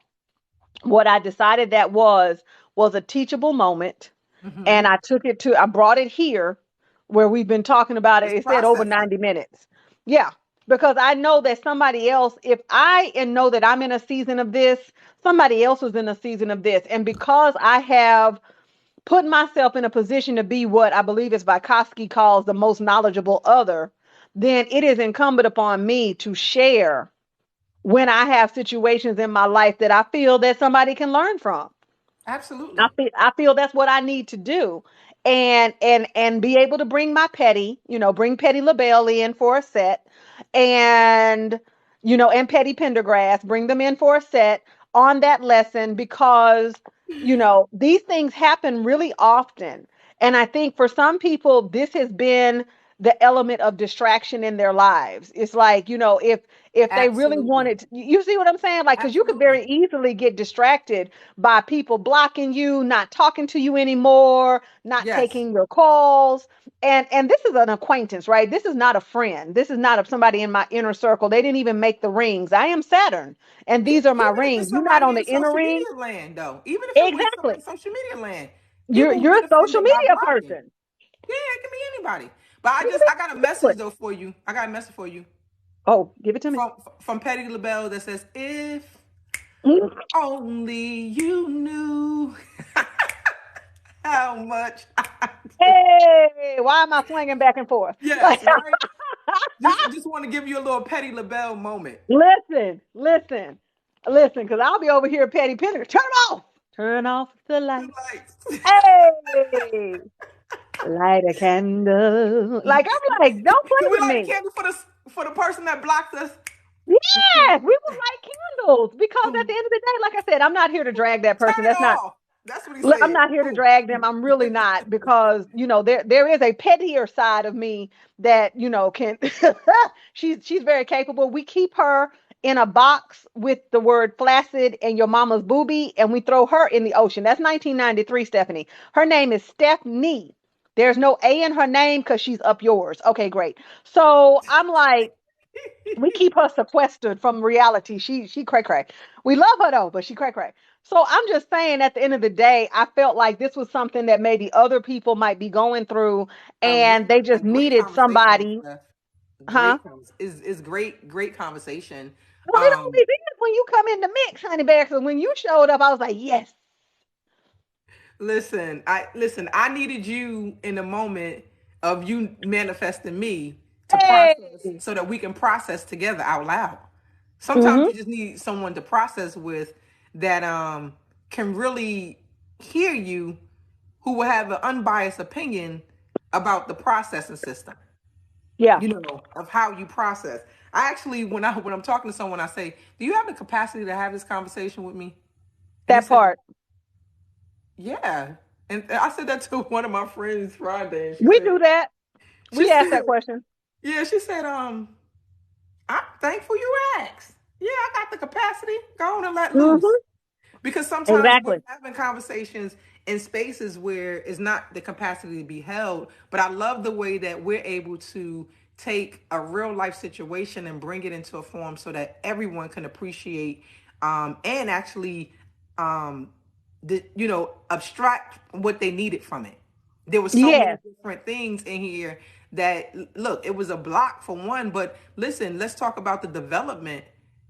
That undeveloped part of you, the part that you threw in the ocean, actually had to grow into being who you were now, so that when Mm-hmm. these things happen now, you can actually say, you know what, Stefan without the A ain't here no more. You know what I mean? There's the real deal me, and now I get to appreciate the fact that I'm aware now. I am aware Mm-hmm. that this just happened, and I appreciate them doing. And here's another perspective of this, Steph. Hmm. I appreciate that they did what they felt was best for them. How about Me that? too. Me too. I can't even say that enough. I mean, I hate that what I hate about it is that if that is how you navigate life, you're going to lose a lot of opportunities just because what you don't know on the converse of that is that I might have been about to make something and bought something from you. Cuz see, okay, so LT, you may not know this about me, but I'm super over the top, right? So Mm-hmm. that lady was gonna buy, I don't know, maybe it's $20. Again, I don't know what I'm doing. So let's say she bought a $20 bottle of oil from me, right? Mm-hmm. What she doesn't know is more than likely it was going to come in one of my branded boxes with a t-shirt, with a journal, with a something, and maybe a bottle of the oil that she provides. See, I think the problem is sometimes we get into these situations where we cut off our nose to spite our face. Because Absolutely. again, you're not the only person. So because I don't make oils, to me, that's an opportunity to showcase other people's stuff. So I may need to go and go find. I know some black soap makers. I don't necessarily know black oil. Yeah, that's a lie. I do know a black owned oil company. So to me, that's an opportunity to showcase other people because I'm not trying to start no oil business. Jesus. Right. God, the angels, cherubims, seraphims. This is me talking to the ceiling. Look here, I'm not trying to start no oil business. Okay, okay. So I said what I said. Wait a minute. The last time I did that, that was when I was supposed to go into coaching, and I was like, I'm not going to be no coach. And Yeah, I'm gonna need yeah, you not to tell the yeah, that greater, that pretty much didn't work out yeah, for your the girl. greater But see, my what you thing ain't is, gonna do. I appreciate you doing what was best for you. But did you really do what was best for you? But did you At the really do time, what was best for you? if we Right. look at it, whatever they did to do what they needed to do for them was the best for them at the time that they did it. Correct. But even see, with limited understanding you of why missing they your do it. opportunity. You're gonna miss your blessing trying to be, a boss chick, a bad chick, or to, But we don't see assert that your in hindsight, boundaries. though, Steph. We actually Oh, don't see in hindsight the things down the road, especially when we make an impulsive decision like that. exactly. I'd have You felt know. better, like, okay, can I tell you something that happened? So year and year ago, we Mm-hmm. just gonna talk to, we just don't feel like talking no more. It's fine. It's fine. All right. Um, year and year, and when I say year and year, I haven't talked to this person in probably 5 years. So this Mm-hmm. probably happened maybe about 8 to 10 years ago, maybe. And one of my girlfriends at the time, she had created a deck, a card deck. Mm-hmm. This tells you how anal I am about my integrity and just how anal I am in general. So she created a card deck, and it was questions, right? Just questions. And I came to her and I said, "Hey, I like what you're doing. I would love a deck for my couples. Would you like to do a collaboration? I'll put some money behind it, and then we could have two decks. I would support the second deck like I've supported the first deck, right? But it Mm-hmm. would be a collaboration, right? Questions for Mm-hmm. couples. Because again, I got a whole relationship practice. Okay, made perfect sense to me. She never jumped on it. So year and year Wow. and year and year later, I at one point decided to do a deck. I was just going to do it myself. I had talked to her. She didn't want to do it. This is probably about maybe a year or so later. I went to her and said, "Hey, how would you feel about me creating my own deck?" And she said to me, "Well, at first I'm a little annoyed and upset that you would do that." Why? I'm just telling you what she said. Okay, go ahead. And she said my initial reaction was big, and I'm like, that's interesting. Um, Do but in Wonder my Bread head, and Tasty Bread and Ezekiel Bread be fighting over the bread? I, I'm just you know, understanding. I'm trying to well, I understand. guess Go she ahead. figured she was the only person in the world to have a deck. So, and I'm like, this is after I asked you about collaborating. You never wanted to collaborate with me. Okay, fine. So, fast forward, I think in 2020, I actually did. Now, this is after I stopped talking to this person and for a variety of reasons. But eventually, I got my coaching deck. It's sitting over there on my kitchen table. Okay. And, but I'm the person that goes to people. If I think I'm about to infringe on your territory, even though I know she's not the only deck or whatever, but I knew her. So I said, I'm Right. going to go to you as my friend and say, "Hey, I asked you about doing a deck together. You didn't want to do that. I really want to do a deck for my couples. I think it would really help them. How would you feel about that? Because if I call you my friend, that matters." Right. Right. Just like when I was launching Sozology, I had a girlfriend that calls her business Zeology. And I went to her and I said, "Hey, would you feel some type of way about me using this terminology, even though sozo is a word that's Greek, it means wholeness." Okay, fine. And but I'm that anal. So Mm-hmm. I'm the person now, truthfully, this person doesn't know me from Adam's house cat, and that's fine. But I feel like if you claim to be intuitive and empathic, here's the thing that I need from you. I need you to recognize what's real and what's live and what's not memory. Because for me, that was a memory driven reaction. It was a reaction, not a response. You'd have done better to say, in my opinion, you would have done better to say, "Dang, Steph, I have to tell you, I feel some type of way." And I'm like, "Did I read this correctly?" Or get on a call with me and have a conversation. But again, most people are not emotionally and relationally mature enough to have the type of relationships that are required to be reciprocal. I get that, That's right? kind I of get crazy that. though, Steph. I'm processing what you're saying, and I'm thinking about even the times that I've reached out to folks to ask, hey, just wanted to check in with you. This name sounds a little similar to you, but I actually was just in a moment and got the thought to do this, but I like it really had nothing to do with you. But then you Right. came up in my thought as I was thinking that, and I said, well, let me just ask. But the thing is Correct. that we don't like. I don't own reset. Reset is a word that's in a dictionary. I don't own get your shit together. Get it? That's the term that is used. And I had someone to do And that. we both use it. That's the crazy part. Like, Yeah. I don't it's feel no type of so way about reset. that's what excited me about you. But I guess again, that I am a very competitive person. Let me go ahead and confess that Okay. I'm a super competitive person. Like, I remember when I would go to Orange Theory, Uh-huh. you know, because I got hips and butts and thighs, and there would be like some skinny white girl, let's just call her like Heather. Heather would be on the treadmill down the way, and Heather would be at 600 calories because Heather could run because she thin, and I would be like, I ain't thin, but I'm finna catch you, Heather. I'm that girl, right? I am that girl. Wow. And so, I mean, I keep a dose of healthy competition. So I don't mind. Like if somebody says, I did six figures in 2 days, I'm like, you did? Huh. Okay. That just shows me what's possible, right? Mm-hmm. I'm just like, okay, okay. Now I'm like, okay, I can do this, you know, but I'm never to the point where I think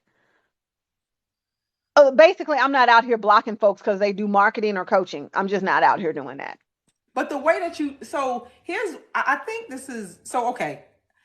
At one point in my life, especially Yeah. when I was younger and competing in Mm-hmm. basketball, I was competitive, but competitive for the objective to win the game, right? It had a That part. objective Yeah. to it, Yeah. Yeah. right? Yeah.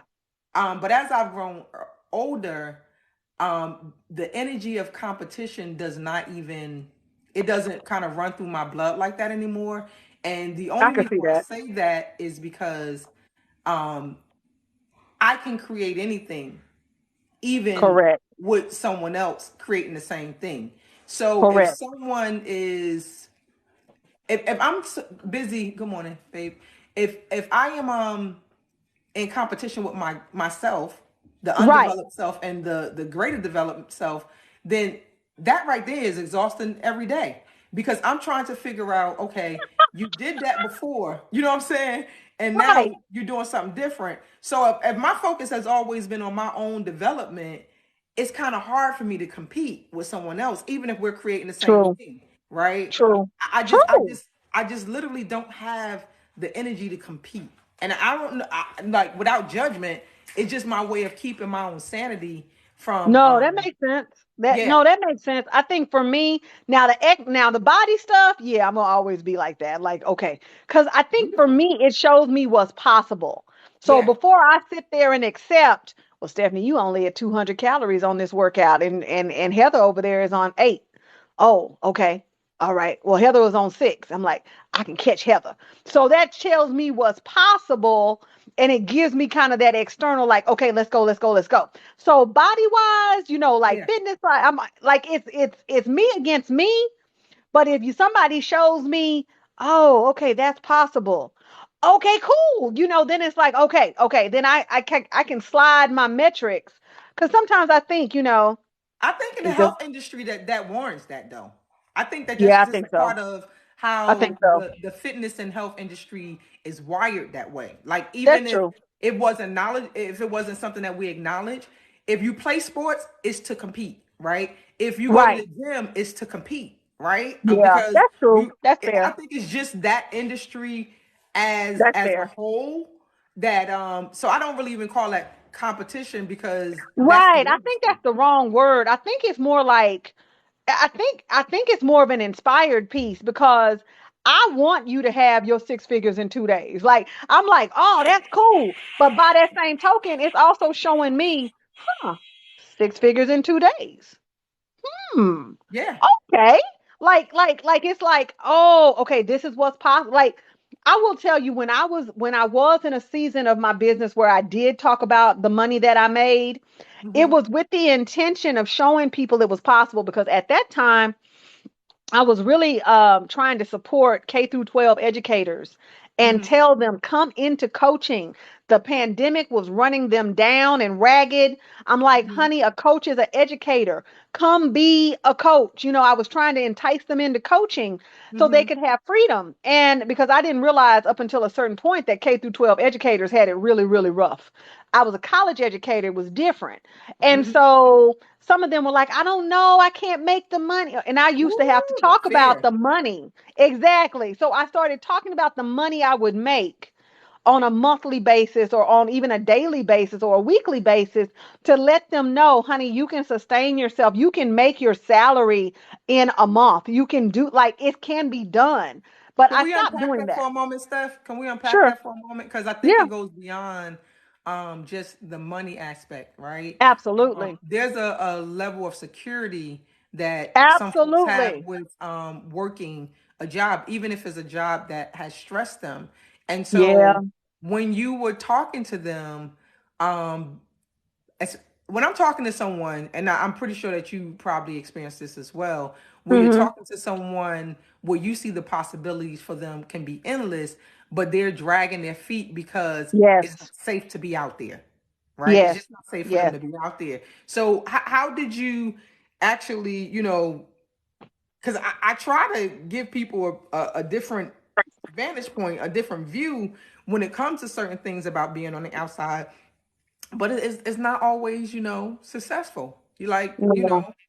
they kind of like I see it. I'm just an optimistic person. Like I Yeah. think I would be optimistic in everything that I do. I give opportunities for that. So I'm just wondering when we're doing that, right? And I know Yeah. from a business standpoint, is there something that can be done differently in the messaging of that? Because even like, so I hear somebody say, let me bring to you this way. Okay. I hear somebody say, don't give them what this program does, but give them the benefits of what they will gain by doing this, right? Mm-hmm. So if I have a planner, right? So Mm-hmm. that most of the stuff, the products that I created them for myself first. They really wasn't for anyone else. They was for me, and I just said, you know what? I I remember think you saying somebody else. that. Yeah. So, and I'm trying to at this point reset that because these products and tools and tips, these things work, Steph. Like I ain't even gonna lie, I ain't even I gonna argue on it. know. They work. But I don't I am at a crossroad of how to even share the benefits of this in a way that the person sees themselves. Because so okay, Steph, we coming somewhere else that I was at this morning too. Okay. Sales, Let's right? go.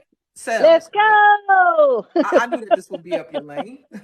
So, the selling part, right? Yeah. Me being someone who's worked in human service for 27 years, Yeah. the majority of my life and professional career was giving away everything for free. And now I'm out here in these entrepreneur streets, and baby, the business can't be freebies. Like you can't just give No. everything away for free. No, you And can't. so even when I'm doing the numbers, it's like my other part says go big, go big, right? So I'll be in that Right. moment for a moment.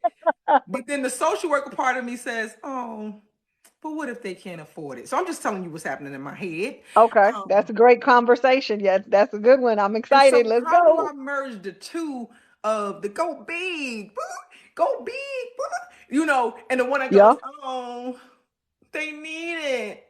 They And do then need my it. bank account is going, if you don't sell this, you're not making money in your business. I don't associate what I do with money as much as I probably should have this paradigm shift, is what I'm asking you Right. for. I need a switch. That's what I'm telling you. Can you Okay. help me switch? I can, sis, I got you. So check it. Okay. So we were getting ready for that cohort. Let me give you context. We were Okay. getting ready for that next cohort, and I thought it would really be great to focus on the K through 12 educators. And so we started it with the narrative around freedom and storytelling. And oh yeah, Dr. Joy, you about to get your whole life. Just hold on real quick. I'm gonna get you together. So we started with the narrative around freedom and that a coach is an educator, you're using the same skills, but by the way, start building this escape, not escape, but you know what I'm saying, Yeah. while you're working. Let's start over the summer break. That's why we had made the cohort start in the summer, and then by the time you get ready to go back in the fall, you can make decisions regarding what your next steps are. So we started with the narrative around freedom and utilizing your skills and being able to still invest in the lives of your students. Remember, I'm still a professor at this point, so I speak educator fluently. Hmm. And what kept coming back was, oh my God, that sounds so great, but the money, the money, the money, the money. And so at that point, I had to start revealing the sustainability factor. So it was the demand for the market. Now, truthfully, it still fell flat. Truthfully, it still fell flat because like you said, there's something about getting that check on the 15th and the 30th. Okay, great. So as it relates to the dichotomy that you're saying about, they need it, but go big, okay, here's something here's something that I live my life by. Okay. First of all, this Okay. is not a flex, it's just facts. I have six millionaire clients. All right. Okay. That being said, what I learned over time is there's a concept known as affordability, and I no longer believe in it. Here's why I don't believe in affordability, because Okay. I serve six millionaires. What is my concept of affordability to those six millionaires? Now, Okay. do I serve other people that ain't millionaires? Yeah, which is what brings me to my next thought. So, first of all, affordability. Let me address affordability really quickly, though. I'm There have getting my been pen. times. Wait. I Oh, got. okay, my bad. Okay. Yeah, because we're going to download this one. Y'all, it's going to go up. This one's going to go up probably today. It's going to be an 87-hour long live, but yeah, we're going to make sure this one goes up today. What should we call it? Drop me a title for this one. Because listen, we have all the teachable. You know what? I think I'm going to call it Every Teachable Moment You Need Right Now. Somebody put that in the comments for me really quickly. Every Teachable Moment You Need Right Now is going to be the name of this video, I believe. Go All grab right. your. Wait. Commercial me break. Y'all need to go grab a notebook real quick. Yeah, grab a Don't miss an notebook, grab a opportunity. Go pen, grab it. share this with 10 friends because I'm about to go in. And some of y'all know when I go in, it's for real. While LT's getting set up, this is what I want you to know. I want you to get this money. The reason why I want you to get this money is because it is your divine birthright to have economic well-being and financial freedom. Come on. That's your divine birthright. You are not put on this earth to struggle. And even though some people are not struggling financially, I serve a very educated, affluent clientele. They're not struggling financially, but they're struggling mentally. I got my handy dandy magical pen right here. And so if y'all Thank you, have not Dr. come Joy. into the room and understand that this is also Bedside Baptist with Stephanie and LT. We're Bedside Baptist. So Bedside Baptist. Thank you, let's use Mimi. Thank you, Dr. Joy. Thank you, the seasoned side. Oh my goodness, this is bed. You're listening to Bedside Baptist with Stephanie yes, and I used to do LT. that on Sundays on TikTok. It's Bedside Baptist. Wha- That's it. Okay, So we'll talk I about just that came in later. the room and I'm brought not finna Bedside play with you. Baptist with me. You asked me was I at I'm not church? finna play with you right now. I'm not finna play with you. I'm not finna play with you. All right. So here's the thing. So like I said, in my career, there have been times, especially when I was first doing marketing, I said things like, if I can get 10 people to pay me $500 a month, I'll have $5,000 a month. Now, me now looks at me going, you dumb, right? Okay, great. So, So but the it's if I fine. could statement should be scratched. This is what you're saying. Yeah, yeah, scratch that. Because here's the thing.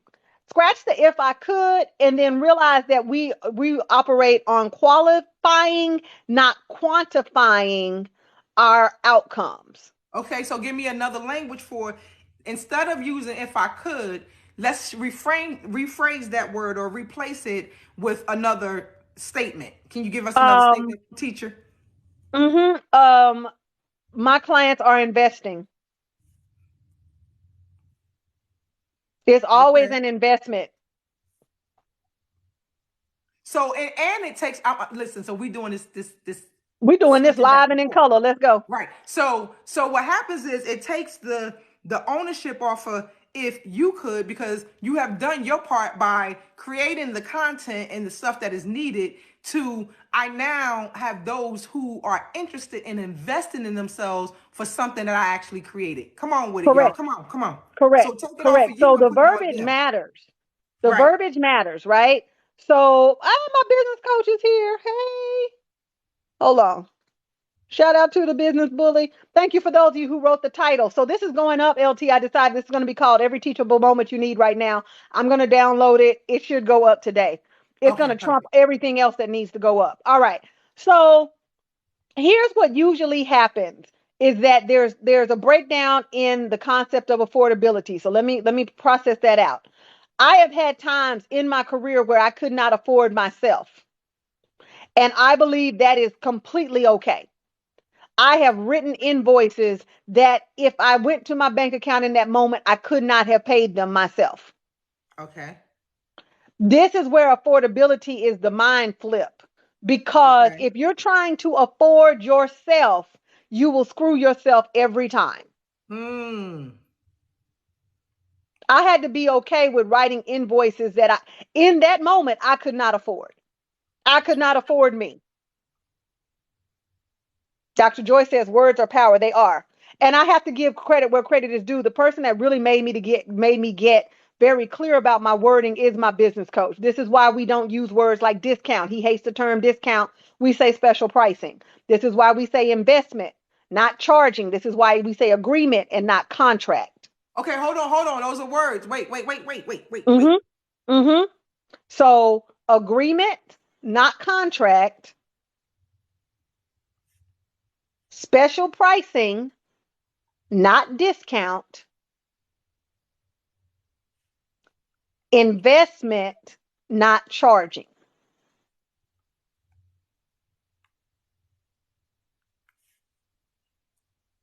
In the words of Make Money with Dominique, if y'all paying attention, put a 1 in the comments. Shout out to Make Money with Dominique. I think he's in the house. So So wait a he minute. does. You said not. So I will tell you this, and this Yeah, is prior to you ever even saying this. I always use agreement. I I love always it. use agreement, right? I love it. Instead of like, yeah, we are in. This is an agreement between us. You have Exactly. consent in this, right? Exactly. And so I was using discount, so I'm gonna change that to special pricing. And then I had a conversation with Source, and Source told me to stop trying to sell anybody anything, but invite them to the experience. That part. So let's finish the affordability because there's an Okay, antithesis. so what you say about charging and not charge, like don't use charging, use who? We're not charging. They're making an investment. Okay, investment. And sometimes I do slip up, but I mean, ultimately, this is what I keep in the forefront of my brain, right? Okay, So these things matter, all right? okay. So here's the antithesis for me to affordability. The antithesis to affordability is accessibility. Yes. The antithesis to affordability is accessibility. Like, Stephanie, what the whole heck do you mean? Lisa's in the house. Hey, Lisa. Okay. Dr. Joy says she uses investment. And listen, listen, guys, this is not just for coaches. I need those of you, if you have a hard product, I need you to get these things in your life because pricing is where the rubber meets the road. If you're not pricing appropriately, if you're pricing to be affordable, you can't be an affordable Louis Vuitton. That ain't gonna work out. Nobody wants it. So you make a decision right now. What is the level that you're offering? I got too many people running around here trying to do luxury products with Walmart pricing. That's not how that works. Oh, awesome. See, Mario's in the room. Hey, Mario. All right. Hey, So nephew. we're so happy. He said this is great wording for me as a choreographer as well. Absolutely. Because okay, so I'm going to give you the nuts and bolts, and then we'll go deeper. So the Okay. antithesis to affordability is accessibility.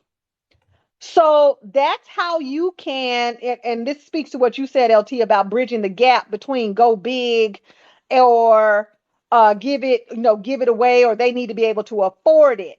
Mm-hmm. Here's what works in my brain. There are more people that can pay $97 for something, $27 for something, $47 for something than people who can pay $10,000 for something. Uh-huh. Okay, there are more people. If you said, "Hey, I'm offering my Get Your Shift Together journal, um, my shift sheets, if you will. I got my shift sheets book. It is $47." There are more people that can't afford that have access to $47 and can afford to invest $47 than they can in your premium VIP shift session weekend at 10K a pop. I have to name things, so just rock with me. Oh no, you giving me parts of the brand that I need to include. So keep going. Okay. Okay. All right. But there are more people that can access $47 and invest that than can invest 10K. Right. Okay. So in that's how we keep our mind together.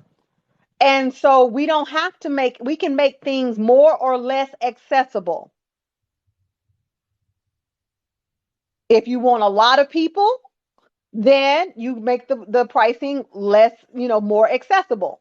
If you're trying to create an experience that you can give more to less, then you make it less accessible. Affordability never enters the narrative. Mm.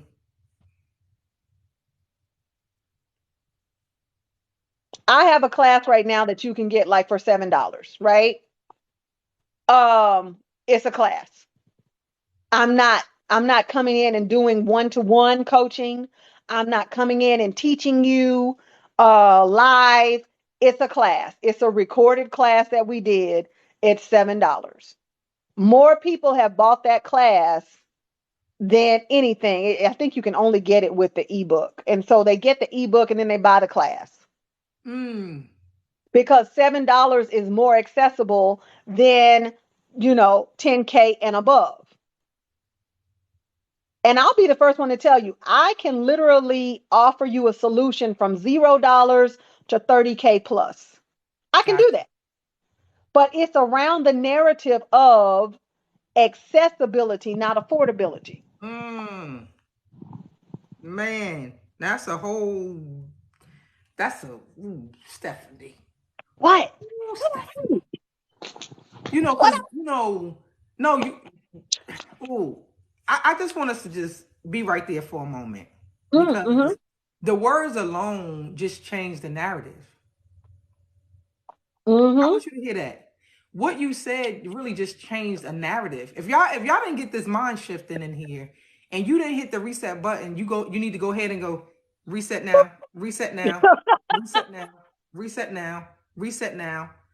Whatever it is that is keeping you stuck or keeping you in a place of not expanding is Mm-hmm. because you needed a reset, right? And Right. remember, we get these things from home. So Correct. in your heart speaks the issues. I told y'all came to Bedside Baptist, even though this ain't church. This is what y'all do when y'all come outside and y'all put Hey. on y'all little 90s. I got my grandmama 90 right now, right? And it's green. I've had this for 24 years. I got this soon as when she was transitioning. I said, I'm gonna take this 90 and I'm gonna carry it with me everywhere I go to keep Oh, it I love present.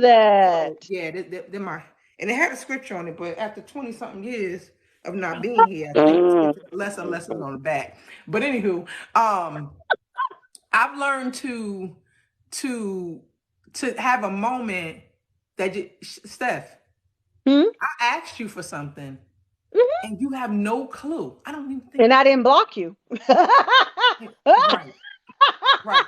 I asked what what other folks may have wanted to know, but see, I ain't Yeah, afraid to ask a question because a question only can give you two answers: yes or no. That's that it. part. So for That part. folks who don't want to ask, you can't GET if you don't ASK. That's just how it That works. part. You gotta ask. That part. That part. And so what you just did was give me a whole mind shift, and you gave me more language. You gave me Yay. more language. So what I did, Steph, right? Because all right, so here's the thing, right? I built my whole brand on a budget.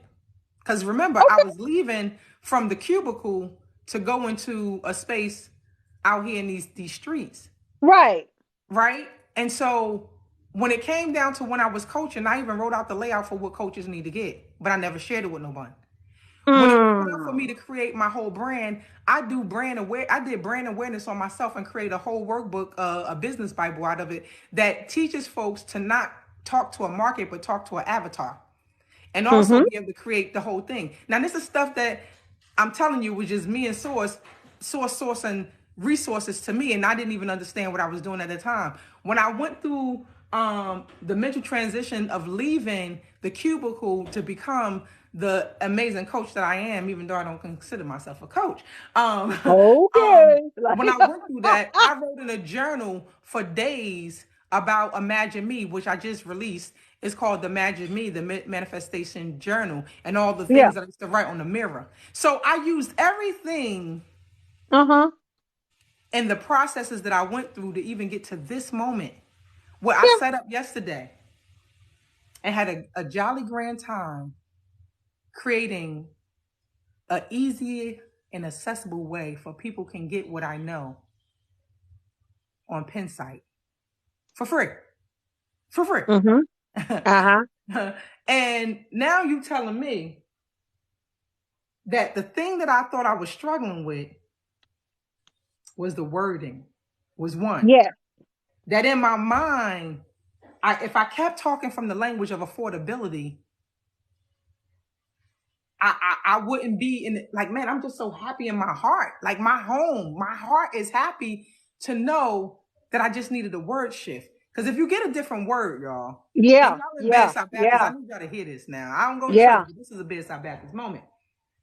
It says that that word have I hidden in your heart. Your heart. That's right. So I needed a word shift because in my heart, I have a heart to serve people. I can't get away from that. That's who I am. Exactly. I have a heart that love to see people grow and expand in their own right. I love people. So when people say people pleasing, I people please because I love people, not because they're taking away from me, but because I'm giving them everything that I love to give anyway. So you ain't taking nothing from me. No, I you give it to you. please people. You don't people please. There's a Yeah, I don't difference. people please. I don't people Exactly. please. I please people. So Exactly. thank you for that word shift too. Okay. You're welcome. So what you saying that is that I just had a whole paradigm shift as I'm reading the the habits of the seven highly effective people right here, right? And he talks about the paradigm shift. I needed a shift. I thought I needed something else. And so here's what happened, y'all. I Mm-mm. want y'all to hear this clearly because I paid a lot of money for the things hold up, time out. Boop. New wording, new word me, y'all. I invested so much into myself to the point that I felt like I had given away stuff or invested in myself in a way that it left me bankrupt. But what it just Mm. did was, I think I got my greatest return right here in this moment, Steph. I'm having a moment, but I need you just to just let me have this moment, please. Thank you. I'm gonna let you Um, have it. Yes. you know how you invest? I don't know who needs to hear this, and maybe it's just me. I need to get free in this moment. Mm. I felt like I had been investing for at least the last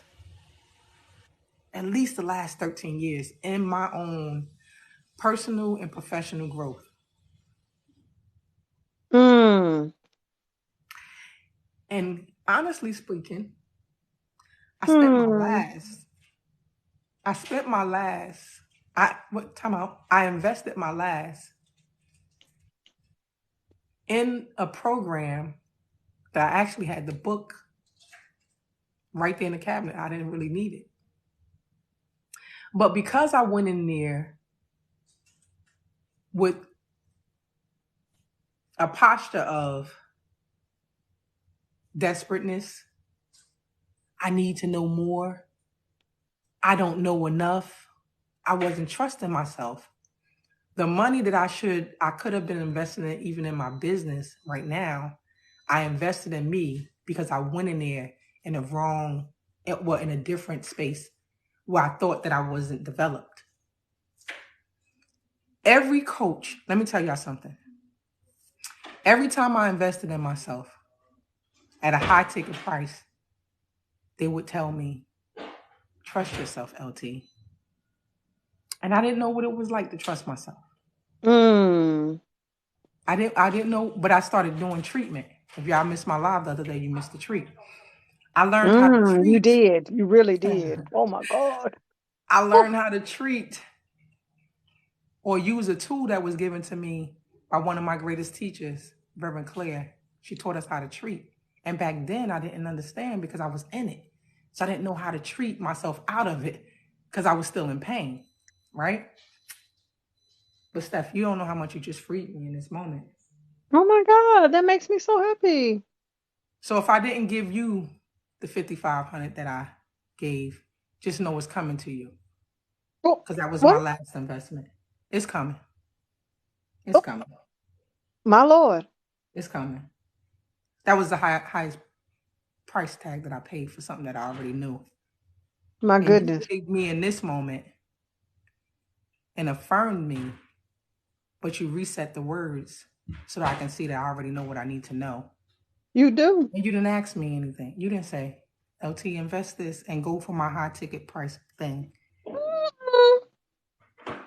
I asked the question and you gave me $5,500 worth of information with 2 words. I'm Because done. I love you. And I don't care. Can I just say that I honestly don't give a damn? Like, can I just say it the way I really don't give a damn about giving you an answer. Like, you don't have to invest in me for that. Like, that's not how I roll. Like, I want you to have what you need because I realize that I am not accessible for everyone in this season of their life, but they still deserve to be supported. Mhm.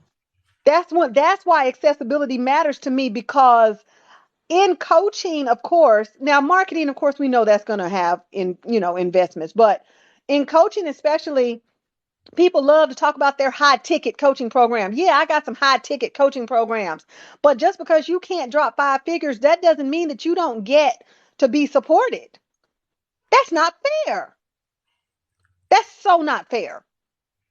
Steph, And so that's why I don't care about answering a question. That's why I don't care about giving stuff away, at zero charge. That's why I don't care.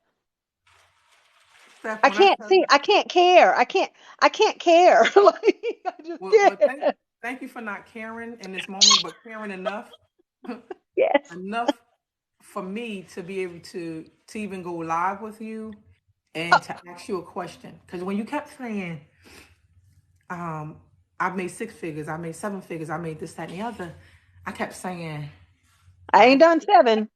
okay. Oh, you there. Even if you don't think you ain't, it ain't Oh, manifest fully. I know that you already there. I receive it. Because the thing is that is the same thing that you did to get the 6 figures that if you just keep doing the 6 figure, that there's something about the thread that you've done to get to one point and you got Mm-hmm. it and you obtain it. If you just do that or 2 times it, it actually will get you there as well. So Mm-hmm. just a little Mm-hmm. nugget I that I appreciate you saying recognize, I right? definitely appreciate you saying that. I do. I really, really do. Every every time I went into, I had to learn. Let me just tell y'all this. I had to learn to come into a room, any room, fully whole. Fully whole. And I want y'all to hear Ooh. that. Ooh. Ooh. When we go into rooms with people and we feel like we're broken, That we part. start to invest in ourselves from a broken space. And what happens is, in your sense of brokenness, you start making desperate decisions. This ain't me, y'all. This is spirit. I know this is all My spirit. Lord. My Lord. But when you know, I didn't say believe, I said when you know, and I want y'all to track the words that I'm saying because that's Mm-hmm. important. Mm-hmm. When you know that you're already holding complete, you no longer come into the room broken, you come into the room whole. I also want y'all to know that when you stop trying to heal what needs to be reset, that's going to make the difference as well. Ooh, that's so good. I am so thankful in this moment that the TikTok gods and all the algorithm gods have connected me with Stephanie. Ditto, sis. You know how you've been asking or you've been wanting to enlarge your territory, meaning in your Mm. connection with people. Yes. I've had a circle that's probably part of a cage in a sense sometimes where I Mm. was the only one giving. And where I have been designing stuff, I mean, you have no clue about what was happening this weekend, even though those home relationships were being reset, right? Right, I had right, to then reset on different levels because you cannot hit the reset button and everything in your world does not start spinning on its axis. Come on, spirit. right. What is that? Okay. Um, so Yes. just me and spirit out loud, right? Um, Right? I love um, it. and so even when I don't say the words out of my mouth, Mm-hmm. spirit knows what I desire in my heart. And in my Yes. heart, I knew I needed an enlargement of my territory to be in the company of those who have done things that I haven't done yet, and to see the demonstration of that. And you are one of them, Steph. Oh man, you just don't know how that touches me. I receive your words, and let me be transparent about a lot of things. Getting to where I have gotten, um, it it has been even now. So let's talk about third quarter. I had a lull, I had a slowdown for the first time in third quarter. And so from third quarter of 2022 to now has been a bit of it's been a fight. I'm not going to even sit there and lie. I mean, it's flow, right? But it's been a fight because I like things to be a certain way. But that hasn't stopped me from showing up the way I show up. And I say that to say I know that for a lot of people that it can. I am a person that money used to be my stronghold. I grew up with money and comfort and ease. And so at some point it used to form my identity. If I had it, I was great. If I didn't, I sucked. And I say that to be transparent. And so part of the reason why I kind of operate the way that I do is because I know that I have to show up, one, so that those who are seeking me may find me, but that I also know that because of the level of flow and ease that I like to have in my life, I can't stop showing up just simply because I had a slow period or whatever, whatever. Like for some people, that can be that can be a source of shame, you Mm, know? That can be a source of shame. It's not a source of shame for me anymore. And I think, that speaks to a lot of things. I think sometimes people are not showing up as I like to call their full and favorite self because they have the shame of failed situations or situations that they think didn't work out. But if they'll just go back and reflect on those situations, they actually did, because everything works out for your highest good. And yes, I'm sir. like, don't let the potholes shame you from continuing down the road. You still get to tell your journey. You still get to talk about every pothole. You still get to come and share. You are not silenced. And I'm talking to you, LT, but I'm talking to Mhm. everybody on this live, because I think what's so important in this season is that you show up, you Okay, that's know the word. It's that dirty, whatever, however you feel. Like, you feel like, oh, I mean, I need to put my makeup on or whatever. I mean, okay, fine. If that's the way you feel, I'm not even going to shame you for that, right? Because I'm a person that shows up the way I show up. So the odds of me showing up and not looking intentional, even we got on our sleep dress or whatever, it's not happening. You look very intentional right now. You don't look like you just rolled out of bed and just, matter in your eye, wanting to, talk. Like, that's not what you're doing. You look very intentional. She said, are sarongs allowed at Bedside Baptist? They sure are. Right. I usually hop on in the morning as an aside, faceless, because I don't know if you know this, LT, but when you pour a lot, it can get to be a little bit draining, right? And so A lot. faceless allows me to recoup some of my energy, but still be on mission. So that's why I'll do that sometimes in the morning. That's right. You have to show up to get the glow up, so then you can go up. You better come on. That's what Dr. Joy said. I just added the end. You better show up to get the glow up, so then you can go up, and then you'll pro up. We can go there, because one of the things that like, you're a perfect example of just how conversation can be powerful. Yes. It's just this is a beautiful. I actually wish I was on camera, but this is just a beautiful moment. Yeah, I have been waiting for you to turn the camera on. No, you don't want to see this. Why not? I'm over Oh here no, getting my no, breath. let me tell you what I did this morning. Let me tell you. Okay. So you know how people say it's supposed to be wash day, right? Uh-huh. And so I did something really stupid this morning, which is why I can't come on camera because I look a fright. Let me tell you what happened. I said, okay, Stephanie, you said you're going to wash your hair for 3 days. I did. So I got up this morning and I put shampoo in my hair Okay. Hair and I wet it. Wait, and I wet it. out. Okay. I don't know what I look like right now. I don't know what I look like, y'all. I don't Listen, know what I look like. let us No, see. we're gonna come because we're gonna have to come. I know we're gonna have to come back and do this. But here's the like I said, I don't have a problem telling anybody anything. I really truly don't. Like and I know people say, "Well, can you give away too much information?" Not really, because at the end of It's the just day, there's a difference in information. me giving it to you and then you still having to do it, or you hiring You me didn't and then lose we do it for nothing. you. You Yeah. you didn't lose. So let's No, just say, information is free. it is. What people pay for is the access. That part. Like I say that, right? But then you give me this word accessibility, but I didn't apply it to this. But I kept that's okay. talking, I kept working out my workout with affordability and not Yeah. accessibility. Even And though I that was was gonna saying hinder that you you. pay for accessibility, I wasn't actually presenting accessibility as if, and man, Steph, like seriously, And like see, that's a hindrance that many of us have. Well, let's speak to the black business owner, really quickly, because that's a hindrance that many of us have because many of us don't have the model of entrepreneurship front and center, right? Now, God bless the dead. My father has gone on to glory or wherever he went.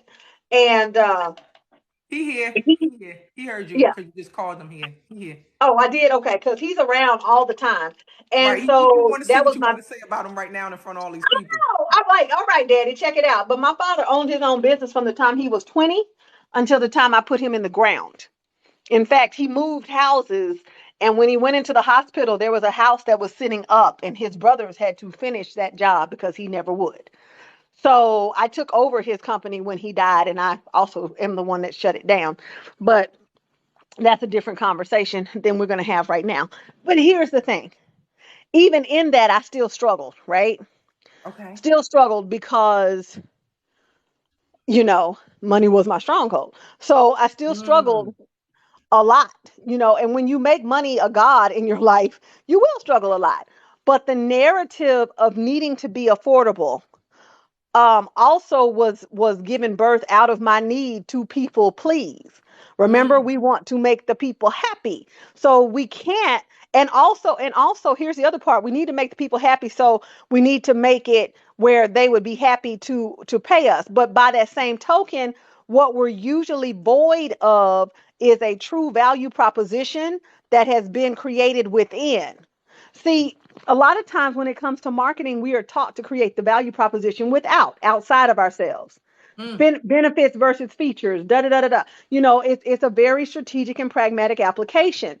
But what I have learned is that if you don't have the value proposition within, meaning that you don't Whoa. recognize, huh? Whoa. What? What? If you don't have the value proposition within, you attract.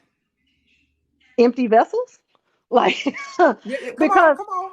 I No, mean, because empty vessels. Because at the end of the day, if I'm not willing to say, no, and keep there's a going though, Steph, because it's more to the attraction. It is. It absolutely So, is. Let so, me tell you. so. Let me tell you. I'll tell you. So there's something I'm working on called the Brave brand, right?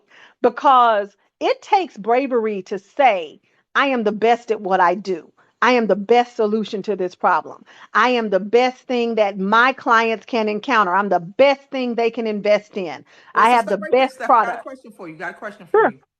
So when you use the best at, that comes from a level of knowing, yeah, but so would that knowing is because I'm asking, sure. because you practiced it long enough, because you invested in yourself long enough, because you tried it and it worked several times, because you have receipts.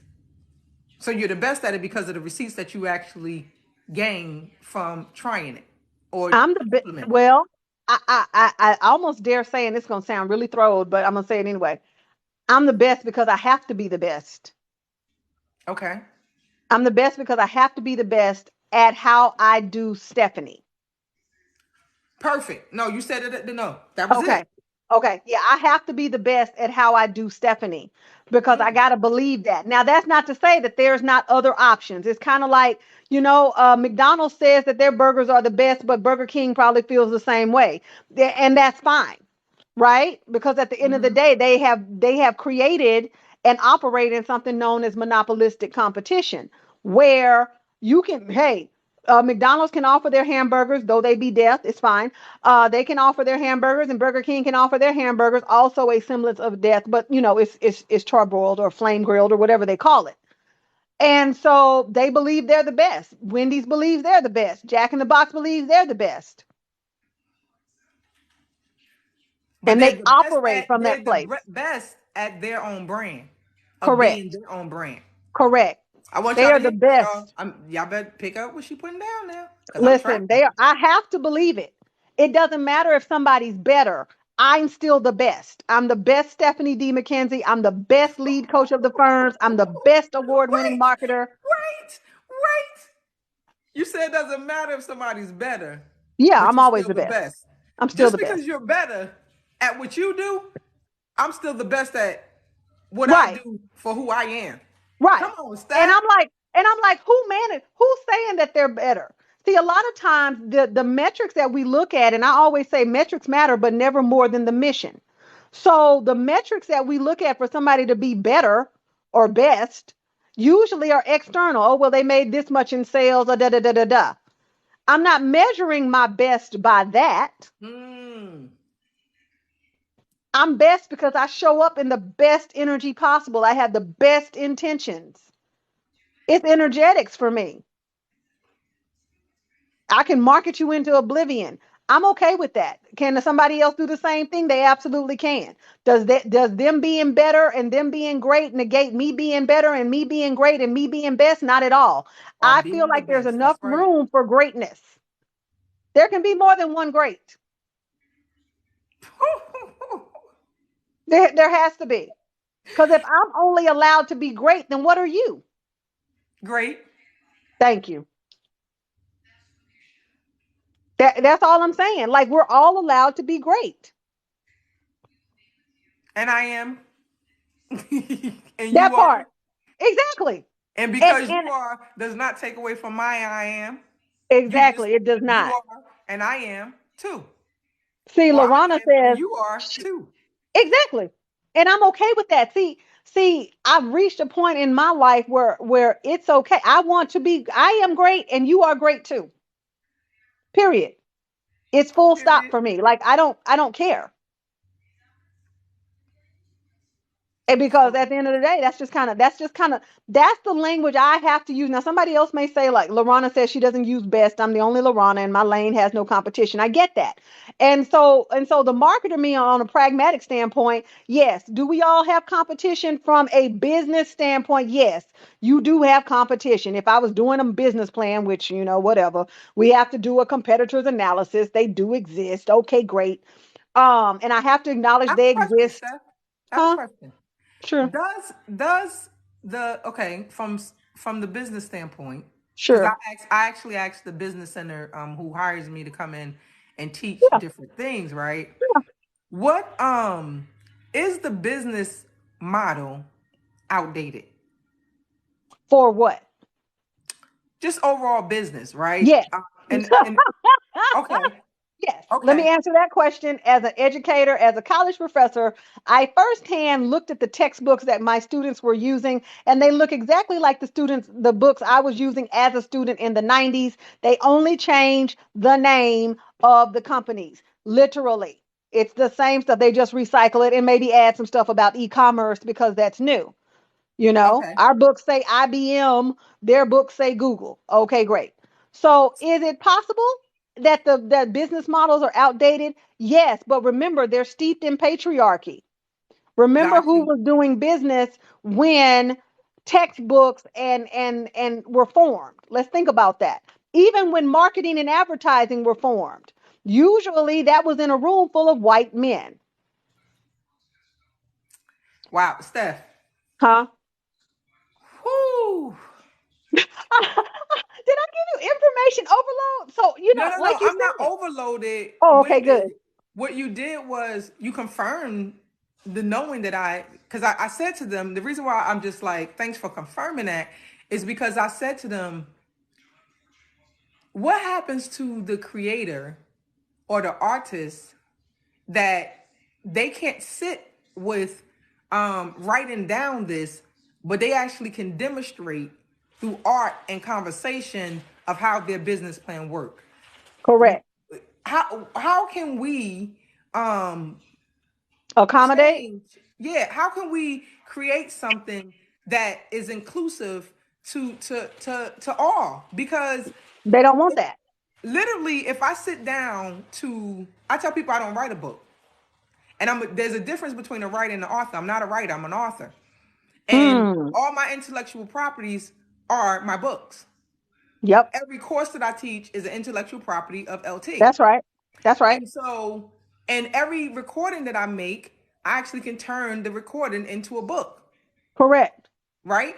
So, um, I say that to say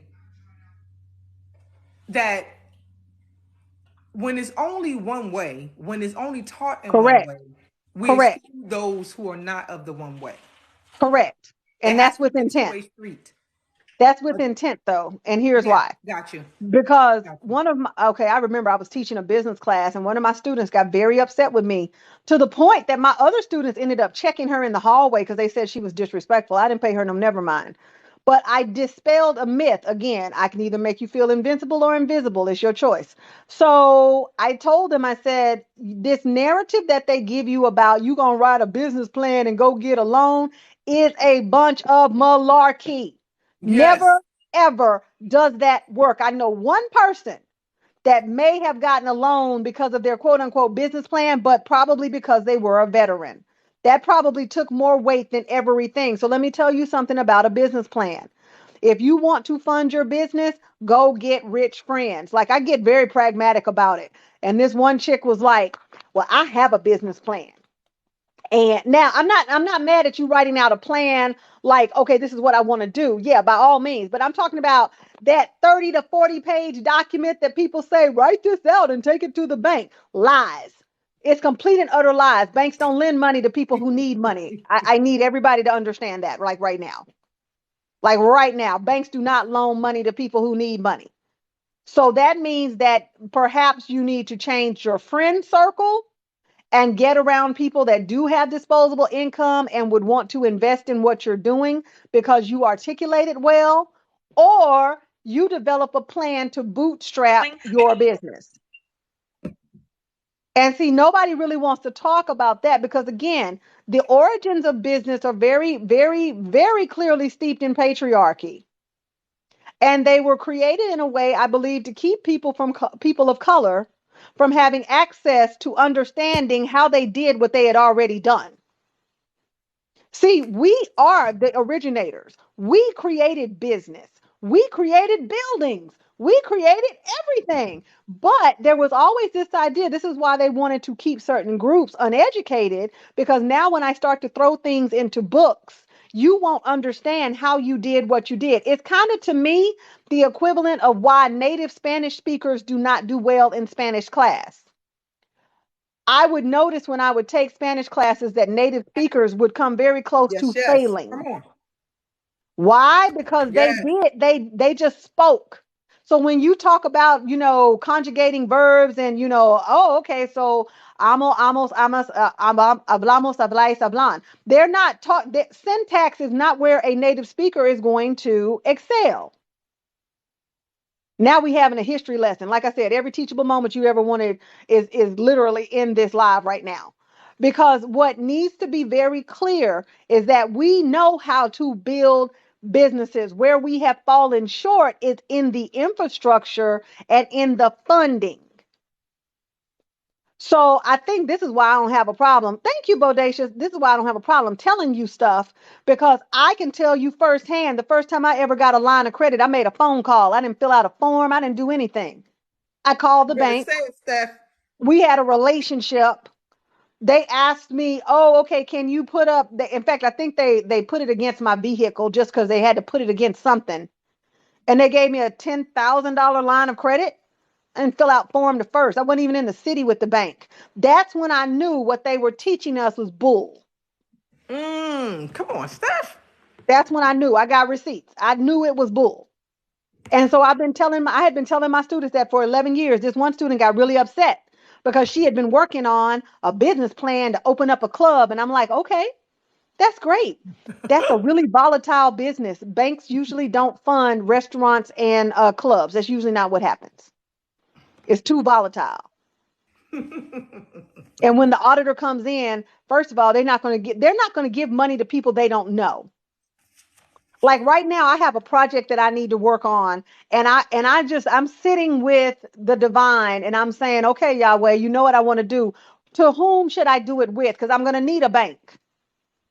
And I keep seeing the same bank name, and I'm like, okay, well, which one? Like it's very deliberate, because when I walk in the bank, I'm walking out with what I need.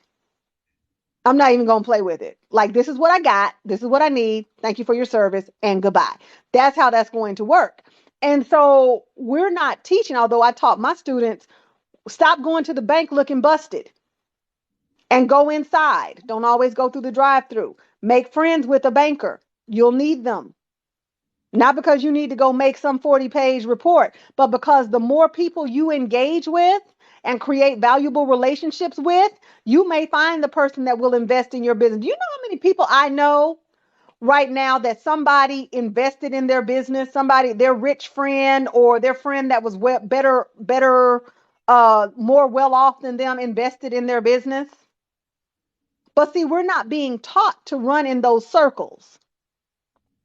And so we get into a Well, mentality. Hmm? we also caged ourselves in. We do, but And sometimes, yes, and we also don't trust ourselves enough to trust other people in our space. yep, So it yep, causes us, and so that's another point. And then the other point is that we also think that we can do it by ourselves, and that's what take us so long. that part. And So see, it's factors there's that come another into play part with that. though. Yeah. Let me add another part. Sometimes, and this just needs to be said, some people want the path of least resistance, and they want to go the way they want to go, and they are unwilling to hear and value words of wisdom from people who are giving them to. You know how many people I have had conversations with, and I'm like, hey, because I coach everything. I'm like, have you considered this? Well, have you considered that? No, because what I'm going to do is, and I'm like, that's not receiving energy. So I just take I just take my gifts and go on about my way. But listen, there's a woman that is now, she just received some award, and she's got a catering business and other locations. She's got contracts with the city, the college, with the mayor's office, all of this. This woman came up to me some time ago. I was at a college event, and she says, "Oh my God, Stephanie is great. Oh my God, so happy to see you." She hugged my neck, and I'm like, hey, because I knew who she was. This woman said to me, "I still remember what you told me." Well, I'm like, that's good because I don't. Because listen, that's great because I don't. But she took what I told her, whatever it was, honey, and that made her launch her business, get these contracts, get this restaurant, build her catering business across two or three states. We're I not don't know attached what to I the said gifts, to Steph. her, We're but not I we're don't not know what attached to it. I said. Oh my God. When you're giving from an overflow, and when you're just being in your gift, put it that way. When you're Yeah, being in your gift, you're not attached to the message that comes from the gift or no, anything. no. You're just doing what you're just being who you were are to be. Yeah, but I wish I remembered. Like, I'm like, what did I say? But I tell people all the time, Did you LT, ask her? that Did you I ask her? didn't. I didn't because I needed to get back to where I was, and Right. I know she needed to, you know, get back to doing because I was like, Lord have mercy. Um, but here's the thing, and this is what I say openly. A lot of the things I say are bankable. Like if I talk to you about your business, my words are bankable, but they're not bankable because they're my words. They're bankable because I'm a conduit for divine wisdom, and I know that. Come on now. You better say I'm a it. conduit. So whatever's flowing from betwixt my lips at some point is no longer me. Oh yeah. Because I don't even remember what I said. I probably I don't tell remember half folks, of this conversation. Steph, I tell them the same through too. I just open up my mouth. I am the voice. That I am part, the one who have that part, agreed. Let's be that really part. clear. I agreed with divine source to share what was given to me to That part. share. And That at part. the time that it was given. So I don't always recall what I said because I know that it is not me, it's B. It is who I call my B, the part of me that is already developed and Exactly. knows that she's developed and doesn't need any other development. And so when I trust my B and when I'm being who I be, I don't want to be anyone else. I love being B when I'm being. Exactly. Exactly. And I'm completely fine with it. And that's why I think I became so adamant, right, about you don't have the right to silence your light. You don't have the right to silence your voice. You don't have the right to not show up. And I say that for me as well. Now, that doesn't mean those moments when you don't feel it, right, and you need to rest and recharge and reset, paying homage to our guest here. But I'm talking about to sit there and overthink your way out of your understanding that you need to move forward. It's not fair. But like I said, a lot of times we won't we won't shift. We won't shift our circle. We won't shift our narrative. We won't shift the things that would put us into a better position because some people are just addicted to their victimhood. Now, nobody on Oh, this live, right? Nobody mm. on this live, but other people, are addicted to their narrative of victimhood. And so when doors open, sometimes they close them because they don't understand. They're not discerning enough to see. So the one thing I think like I said, the greatest marketing tool, the greatest business tool you have is your mind. Because that Is the mind, greatest real estate though. it It's the only real is, estate that you will own. it is. This being this all Listen, man. Okay. listen, it's so real. It's so real. And I get you, like black woman to black woman. I get it that sometimes we don't trust each other, et cetera, et cetera. But by that same token, I can openly attest to people that have literally a problem for every solution. And we've got to stop doing that. We've got to stop staying in a place that is serving us what we know no longer desire to consume. Like I said, at the end of the day, you can make excuses of progress. You cannot make both. And some people are so set on making it, well, I can't do that because, the last time I tried it, it didn't work. It didn't work because you didn't know what you were doing. Go Come on. back and try it again from the experience. You can't just keep blocking folk and blocking blessings because once upon a time something happened that isn't that. See, we just came full circle. Didn't we? We just came full circle. We're back We're back. and we're back. We're home. We're home. Which We all are. of it was home too. Um to foster reset and have a different paradigm shift Yeah. in all of it. Like which is Yes. so beautiful stuff. Wow. This is Man, we did listen. that. Yeah, this has been so even when you just said something about them and their mindset, right? The Mm-hmm. thing is that those who are telling uh or having the belief or whatever is attached to the stories that they've been living. I was telling my baby Mm-hmm. son, I said, this one person I've identified that the connection with this one person has every time has always been a problem. And so Mm-hmm. because she always have a problem, I know I'm very solution oriented, but that's not what I'm getting paid for. If I connected with you and you only have problems, those are not mine. And I think you need to work out your own soul salvation in the areas. But if you want to hire me, right? You want to invest in yourself to get some of these tools and stuff, then you need to Right. go ahead and get access to me and the things that I do. Exactly. Because other Exactly. than that, I've learned to be quiet. I had to teach where it says, um, study to show thyself approved, right? And Yes. so I had Yes. to also do the works of my hands. But in doing that, I had to learn how to be quiet and not be the answer for folks who have the answer within them. Now, if that's just like me asking a question, right, Steph? And if you would have Hmm. pointed me in a direction and said, "Hey, LT, I actually taught about this, and I'm talking about something else on this live right now, but I would love for you to have access to this. Just click the link, and trust me, you're going to get all of it and more, right?" I would have been like, Hmm. "Okay, cool. Steph got something that I'm asking a question about, right?" But you took the time and the liberty just to share, not just for me, but for everybody else. For the questions that folks did not ask, when we were saying, "Hey, give me some questions," ask this other stuff. I Yeah. am just, I'm open enough to say, listen, I can ask a question now that I have access to the person right now, because I'm up here on the panel. Let me ask some questions. I've Exactly. been considering some things, and I wanted to know from a different standpoint, enlarge my territory in this, stretch my mind, change my neuroplasticity. Come on, y'all.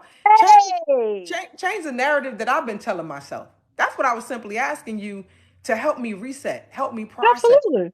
You know what I mean? Help me to shift this thing and give me a different perspective, give me a larger view, expand my territory so that I can at least see clearly. Not only see I clearly, love that. listen, I went. I only go to Facebook to see what was happening the years before, right? See where I was at, Yeah. right? I want to track. Yeah. So Facebook told me that last year I was, or 2 years ago, I was in Vegas. One of them years I was in Vegas, and I took a picture of me sitting on a ledge at a higher view, and the caption was, "In order to change your position, you got to see it from a different view." That And I part. said, "Ooh." So now that we are connecting in this moment, you got to be willing to consider something different. Goes back to what we talked about before. It's not that it needed to be great, it just needed to be different. The perspective and the vantage point or the view that I was given at the time that I was actually sitting with myself was from an old paradigm or an Yeah. undeveloped part of me that Yeah. was still seeking to grow. I want y'all to hear this though, because there's parts of us that's still yearning to grow in different areas, Mm-hmm. Mm-hmm. seeking Mm-hmm. growth, right? And so we don't stop the growth. We just No. add, give context, and Yep. we give different tools, or we give some resources, or some different perspectives so that growth can be achieved. Oh my God, Steph, man, we've been Man, woo. listen, because you know how vulnerable, what level of vulnerability is required to even ask a question? Yes. Oh, I've had several questions like this from probably the time that we met. And Dang. Okay. like literally the first, I think one time we were on live and you mentioned about the six figure. And then one time you were on my live and I was saying I haven't hit that yet. That was a Hmm. vulnerable part for me to say that in front of someone, in front of you. It wasn't even other people, Yeah. it was you. Cause I'm like, I'm out here and I'm doing business. I own my time, but my money is not meeting the time that I've owned. And I want my money to meet that. And I'm I saying, get that. and so I said it out loud in front of you and said, she said she has some tools over there. So don't be embarrassed and don't shame yourself for asking Mm-hmm. what you want access to. Come on, spirit. So I had to hear myself say it out Absolutely. loud, take the swallow of, yeah, you out here vulnerable. Go back to what you said. You put Yeah. yourself up there. Okay, LT, what's more important to you? Shame or your ability to grow and develop in areas that's undeveloped? And you know me, I want to grow. So I But can't there's let shame nothing, stop my growth. I can't exactly. let There's shame. nothing to be ashamed of because in my estimation, um, I wish I could be like, again, there I don't believe in cookie cutters, so how everybody gets there is how they get there. But I personally feel like, and honestly, I didn't, I'm a weirdo, right? The first You always time, said. I'm such a weirdo because the first time I ever did, I think 5 figures in a month, I didn't even know it. It was because one of my coaches asked me what were my sales or but what did I close or whatever. What was my revenue? There we go. The previous month. And I was like, I don't know. And so I had to actually go back and look.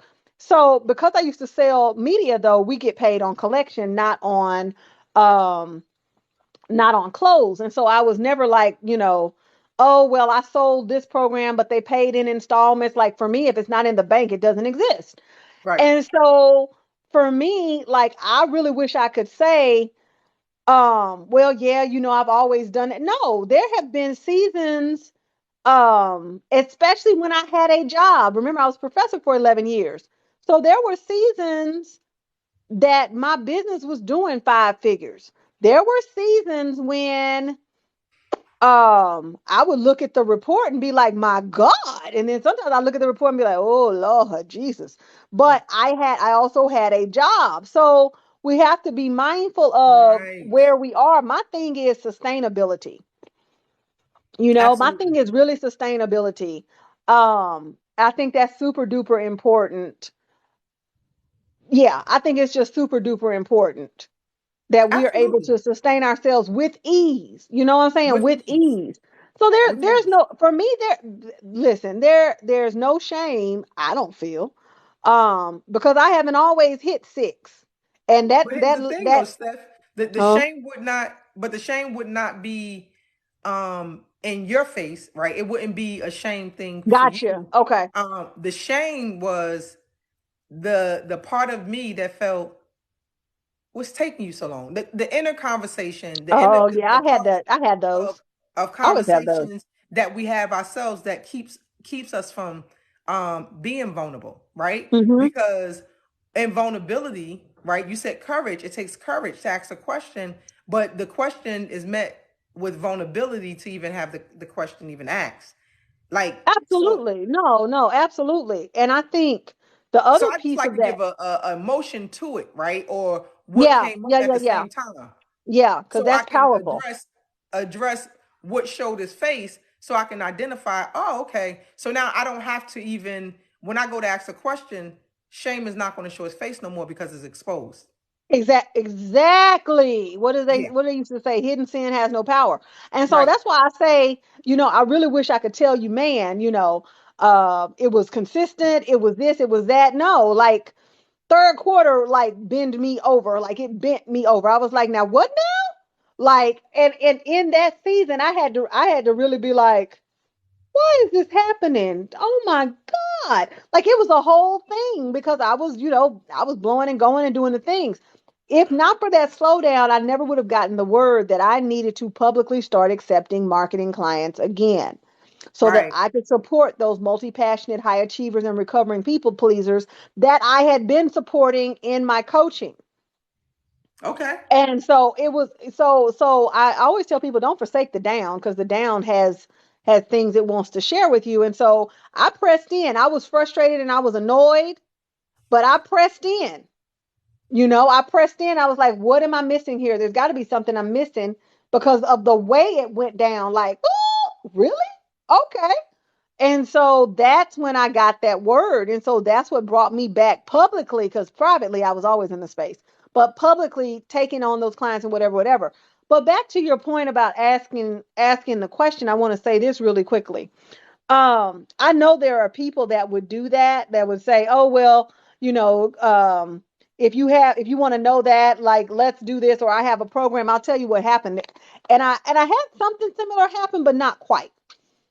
I had somebody asked me a question about how to get a TED Talk.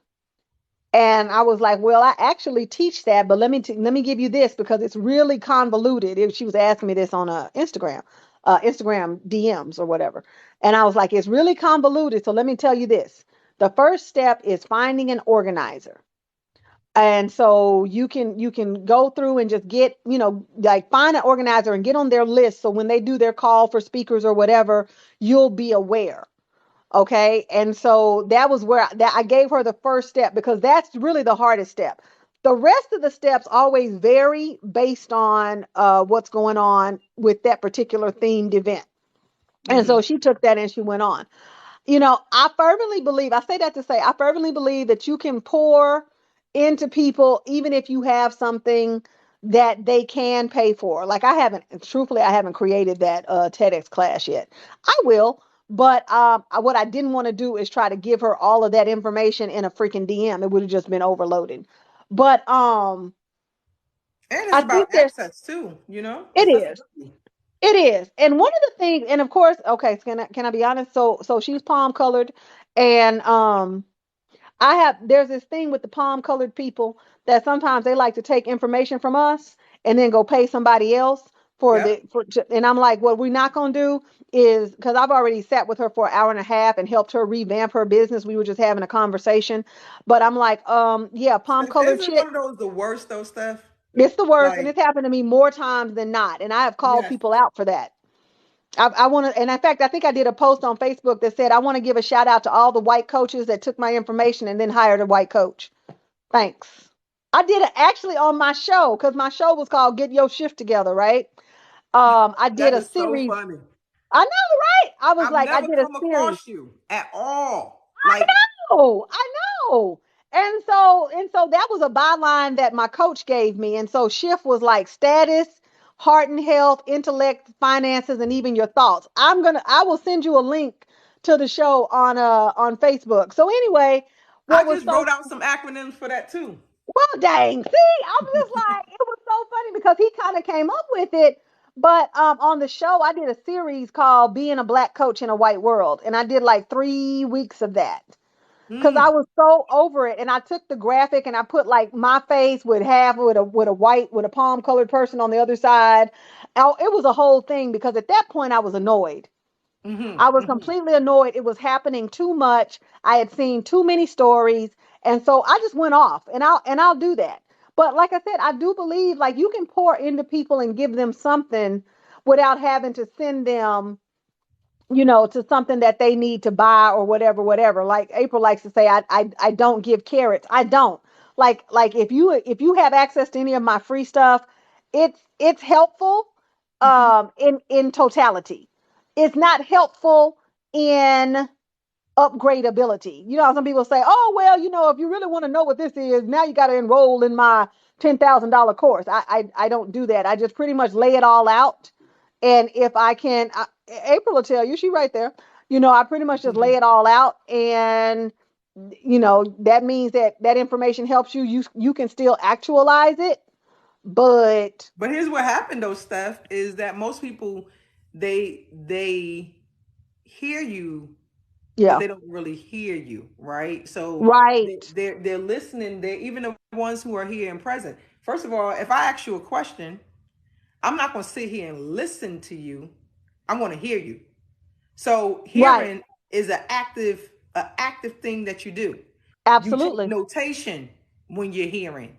You Yep. then ask for more explanation, or can you make an association with that? Can you make this like in a way that I actually learn? So I was asking you in examples and taking notes of what you were saying because I needed to hear so that I can implement what you're saying. Hmm. Anytime y'all sit, let me just tell y'all a little key that ain't nobody, maybe they ain't tell y'all. If ever you're sitting in the presence of any coach, even if they don't call themselves a coach, but you've been in their presence before and you know that they're going to drop things like drop jewels all over the place, don't ever come in the room unprepared. Right. Don't come in the Yeah. room unprepared Come because, ready. right. And if you come in any of these rooms, any of these TikTok rooms, come in one, whole and complete. Two, come in with an open mind.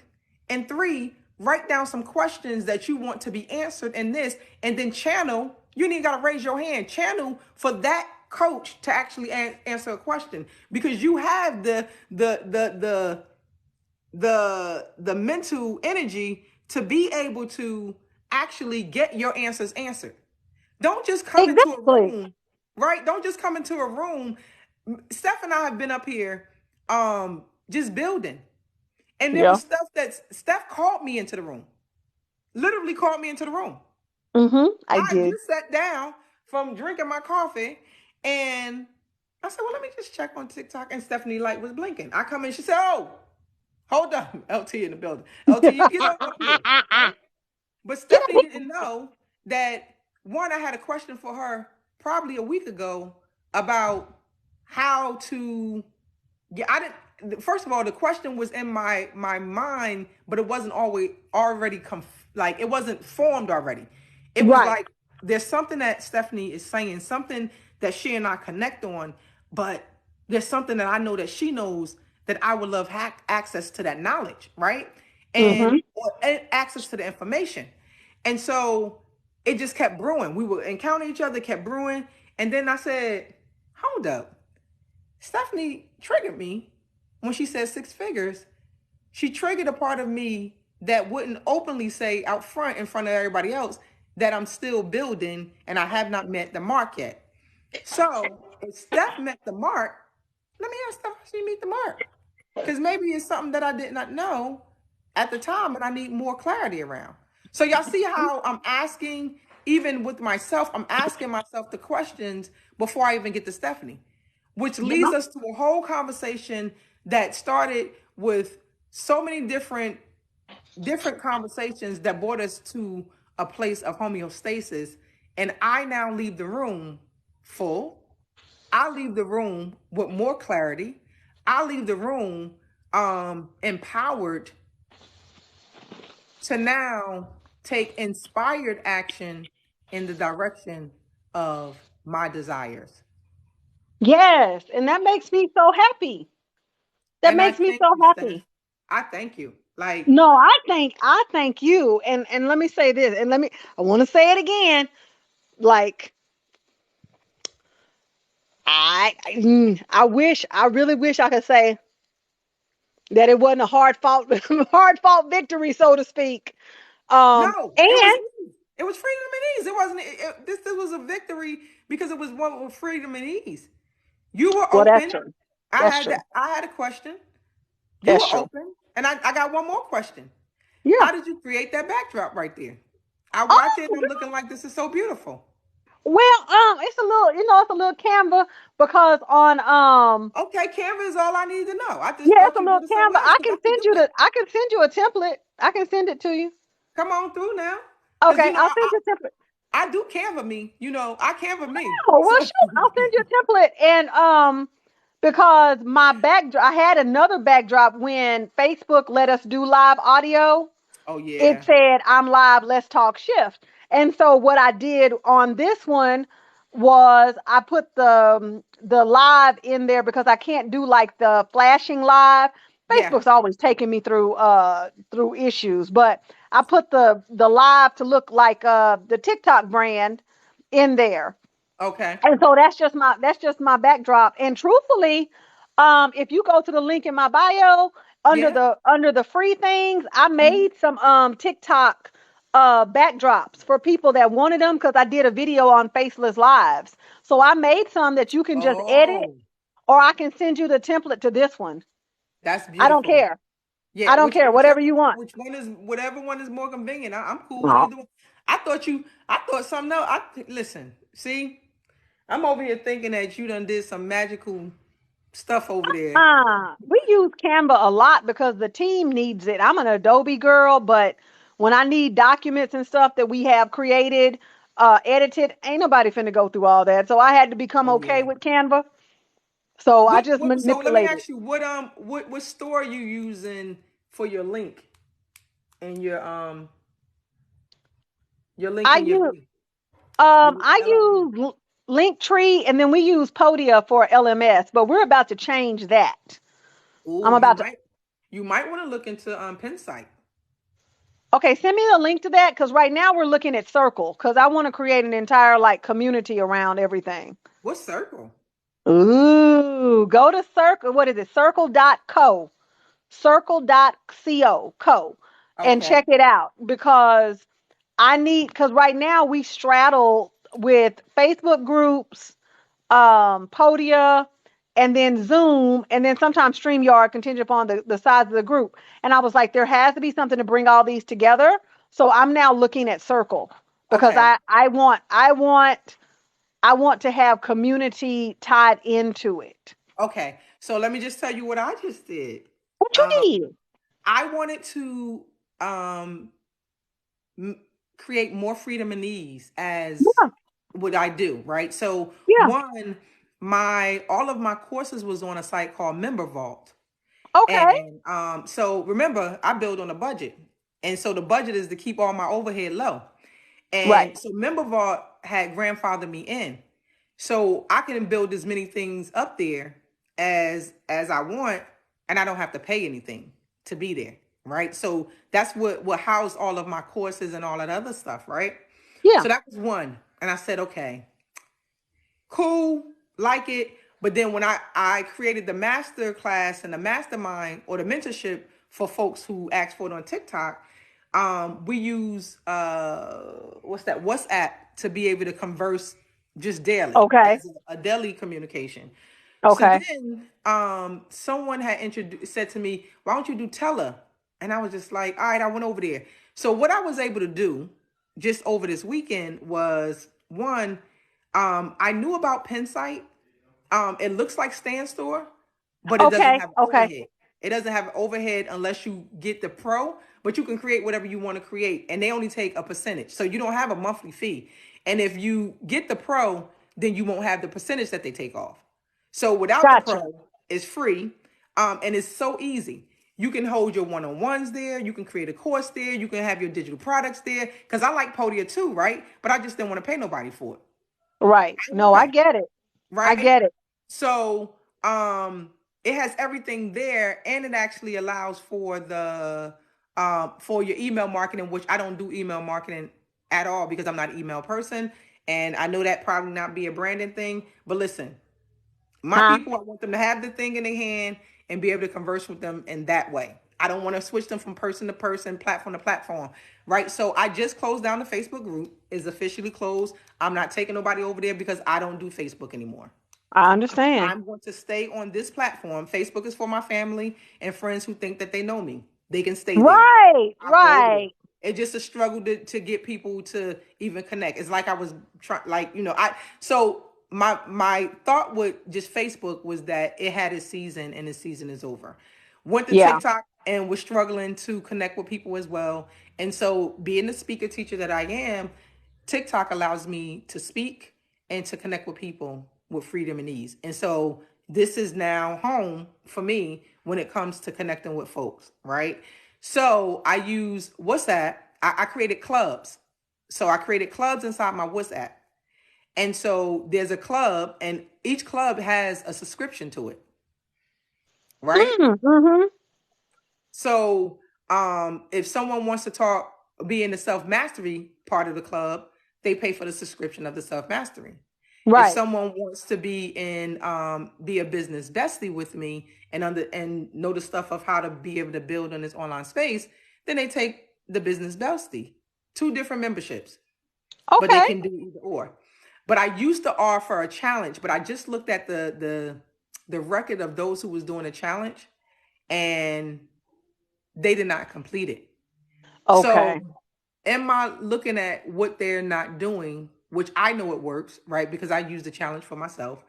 Right. Um, that that may not be something that they want to do. And guess what? I'm not offering it that way. Because my thing is that you got to commit to yourself first before you can commit to anybody else. But I do understand that we have been conditioned to be school. We had conditioned to be students in a sense, Yeah. where Yeah. we go to school, they give us a textbook, you have a teacher, she teach from that textbook. And then she tells Yeah. you you're going to have a test or a quiz that tells you whether you need a grade. And so that grade then determines whether you pass. That's how I'm gonna operate. Because what I notice is that when you give people the opportunity to do it for themselves, more than likely they're going to quit on themselves until they built enough capacity to be able to do that. Thank you for the roses. And so some of the people that I've come across have not built the momentum, nor the capacity, or the muscle to be able to finish. Gotcha. And the No, I challenge, get it. yeah. So when you recognize that, and here's the thing, I gave them I created a challenge. It was similar to 75 hard, but it had so much accountability and so much structure to Ooh, it that you could not fail. There's no way that you can fail this challenge. It gives you 8 steps that you must do every day. Prime example, right? It's called New Start. So in the New Start, you had to do have nutrition. The only thing that you had to do was eat a salad a day for your nutrition. You didn't have to try to make up a whole diet or health plan right. because I know Exactly. some people, right. So the New Start was nutrition, eat a salad a day. Now you go into Member Vault and you just check the box that says, yes, I eat a salad a day. The E was for exercise. You can work outside, you can go skating, you can go to the gym, you can do whatever you want, yoga, whatever. I asked you, did you spend at least 10 minutes to do exercise? All you had to do was go to Member Vault and check yes. Water, I didn't ask you to drink a whole gallon. I said drink half, Right. right? So all you had to do was uh, know that you could drink 4 16 ounces, right?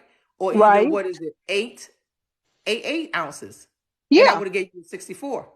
Exactly. And all you had to do was go to Member Vault and check, yes, I did that.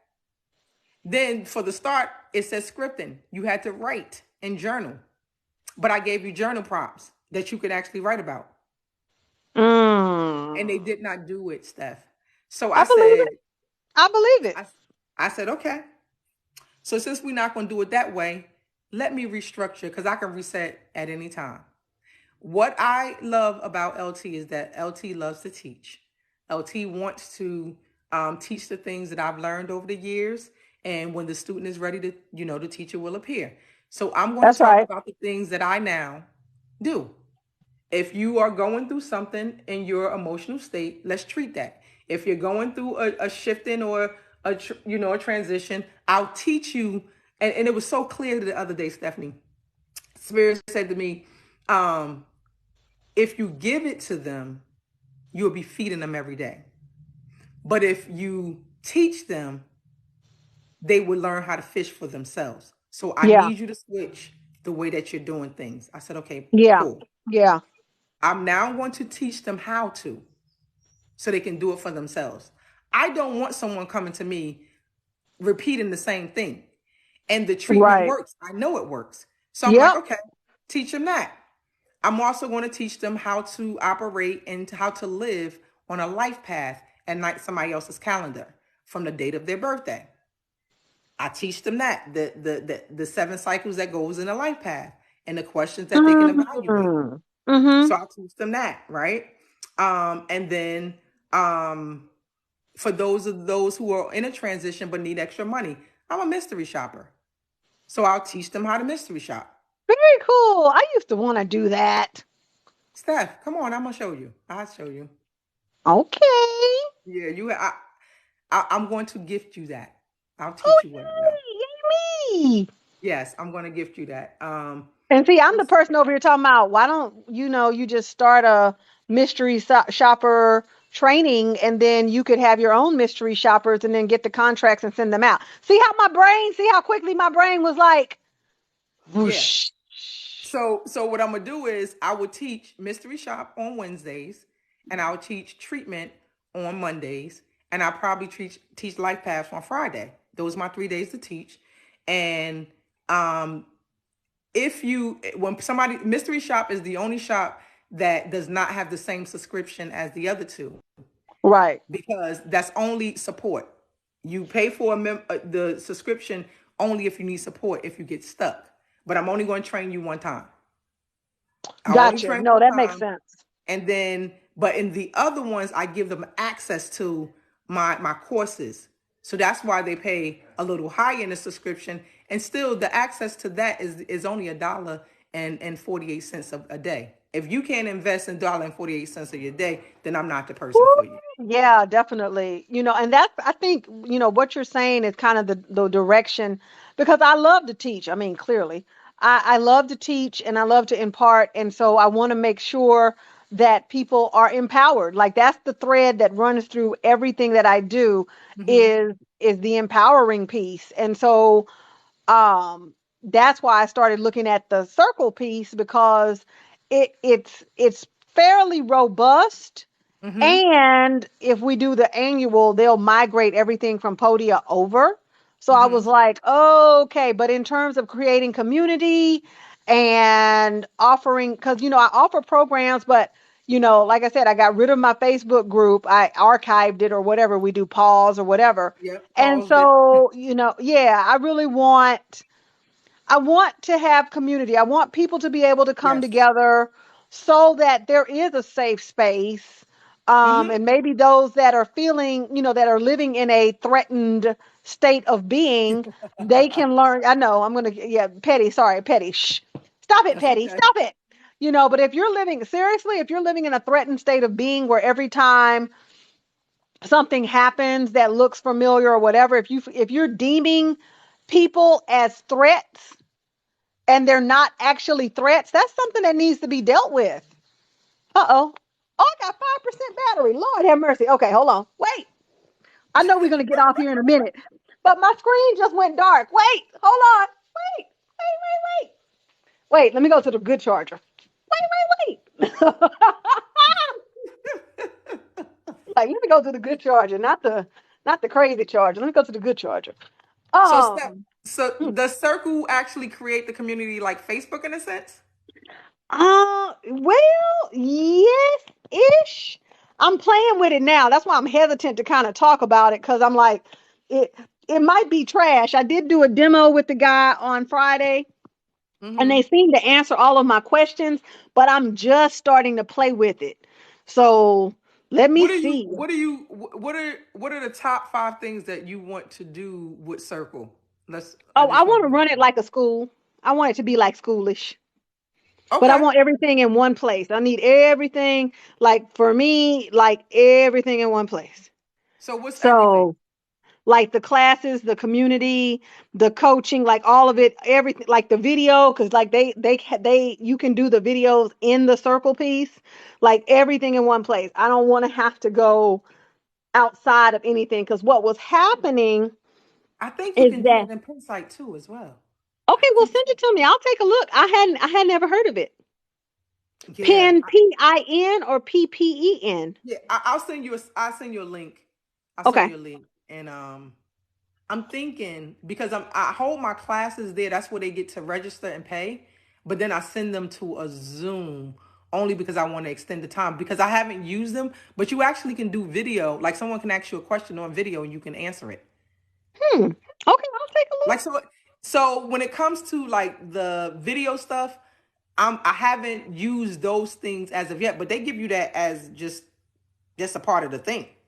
Like it's only the Hmm. forms I think and the analytics that you get when you go with Pro, and Pro is probably $30. Hmm. Okay, well then send it to me. I'll check it out. I see my phone does not want to charge. It went down to 3 in the time it took me to walk to the living room to the bedroom. I'm like, what is going on here? I know we've been talking for 3 hours. It's fine. Just be that way then. No, it's probably like 2.5.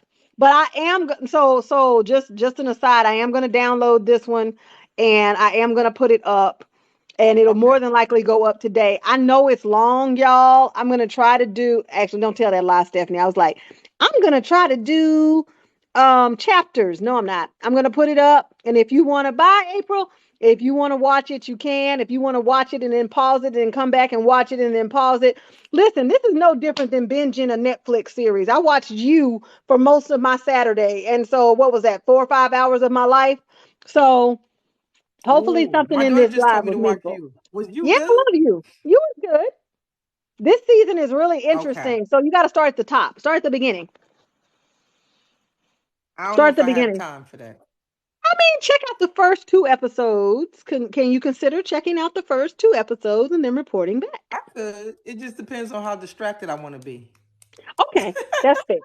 Now that's fair. So if you reach a point where you have, let's say, an hour and a half, let's say maybe you look at the first episode, not the first two, and then let's see if you want to make an investment. Oh, okay. I will consider that. Ah, I definitely will consider that. I awesome. Well, let did. me. You know what, Steph? Even though I own my time, And I work when I'm inspired. It's the only You time know I my do phone's gonna anything. hang up on you. Ooh, you didn't get the charger? Nope, it's on the charge. It's not charging. It's at 1%. So All right, we're going it's to just end this right now so you can have a proper thing to be able to download this. All right, yeah. voice Okay. let me know. Because if you All don't, right. it might not stay. So go Oh shoot. Okay. All right. Love y'all. later. Bye.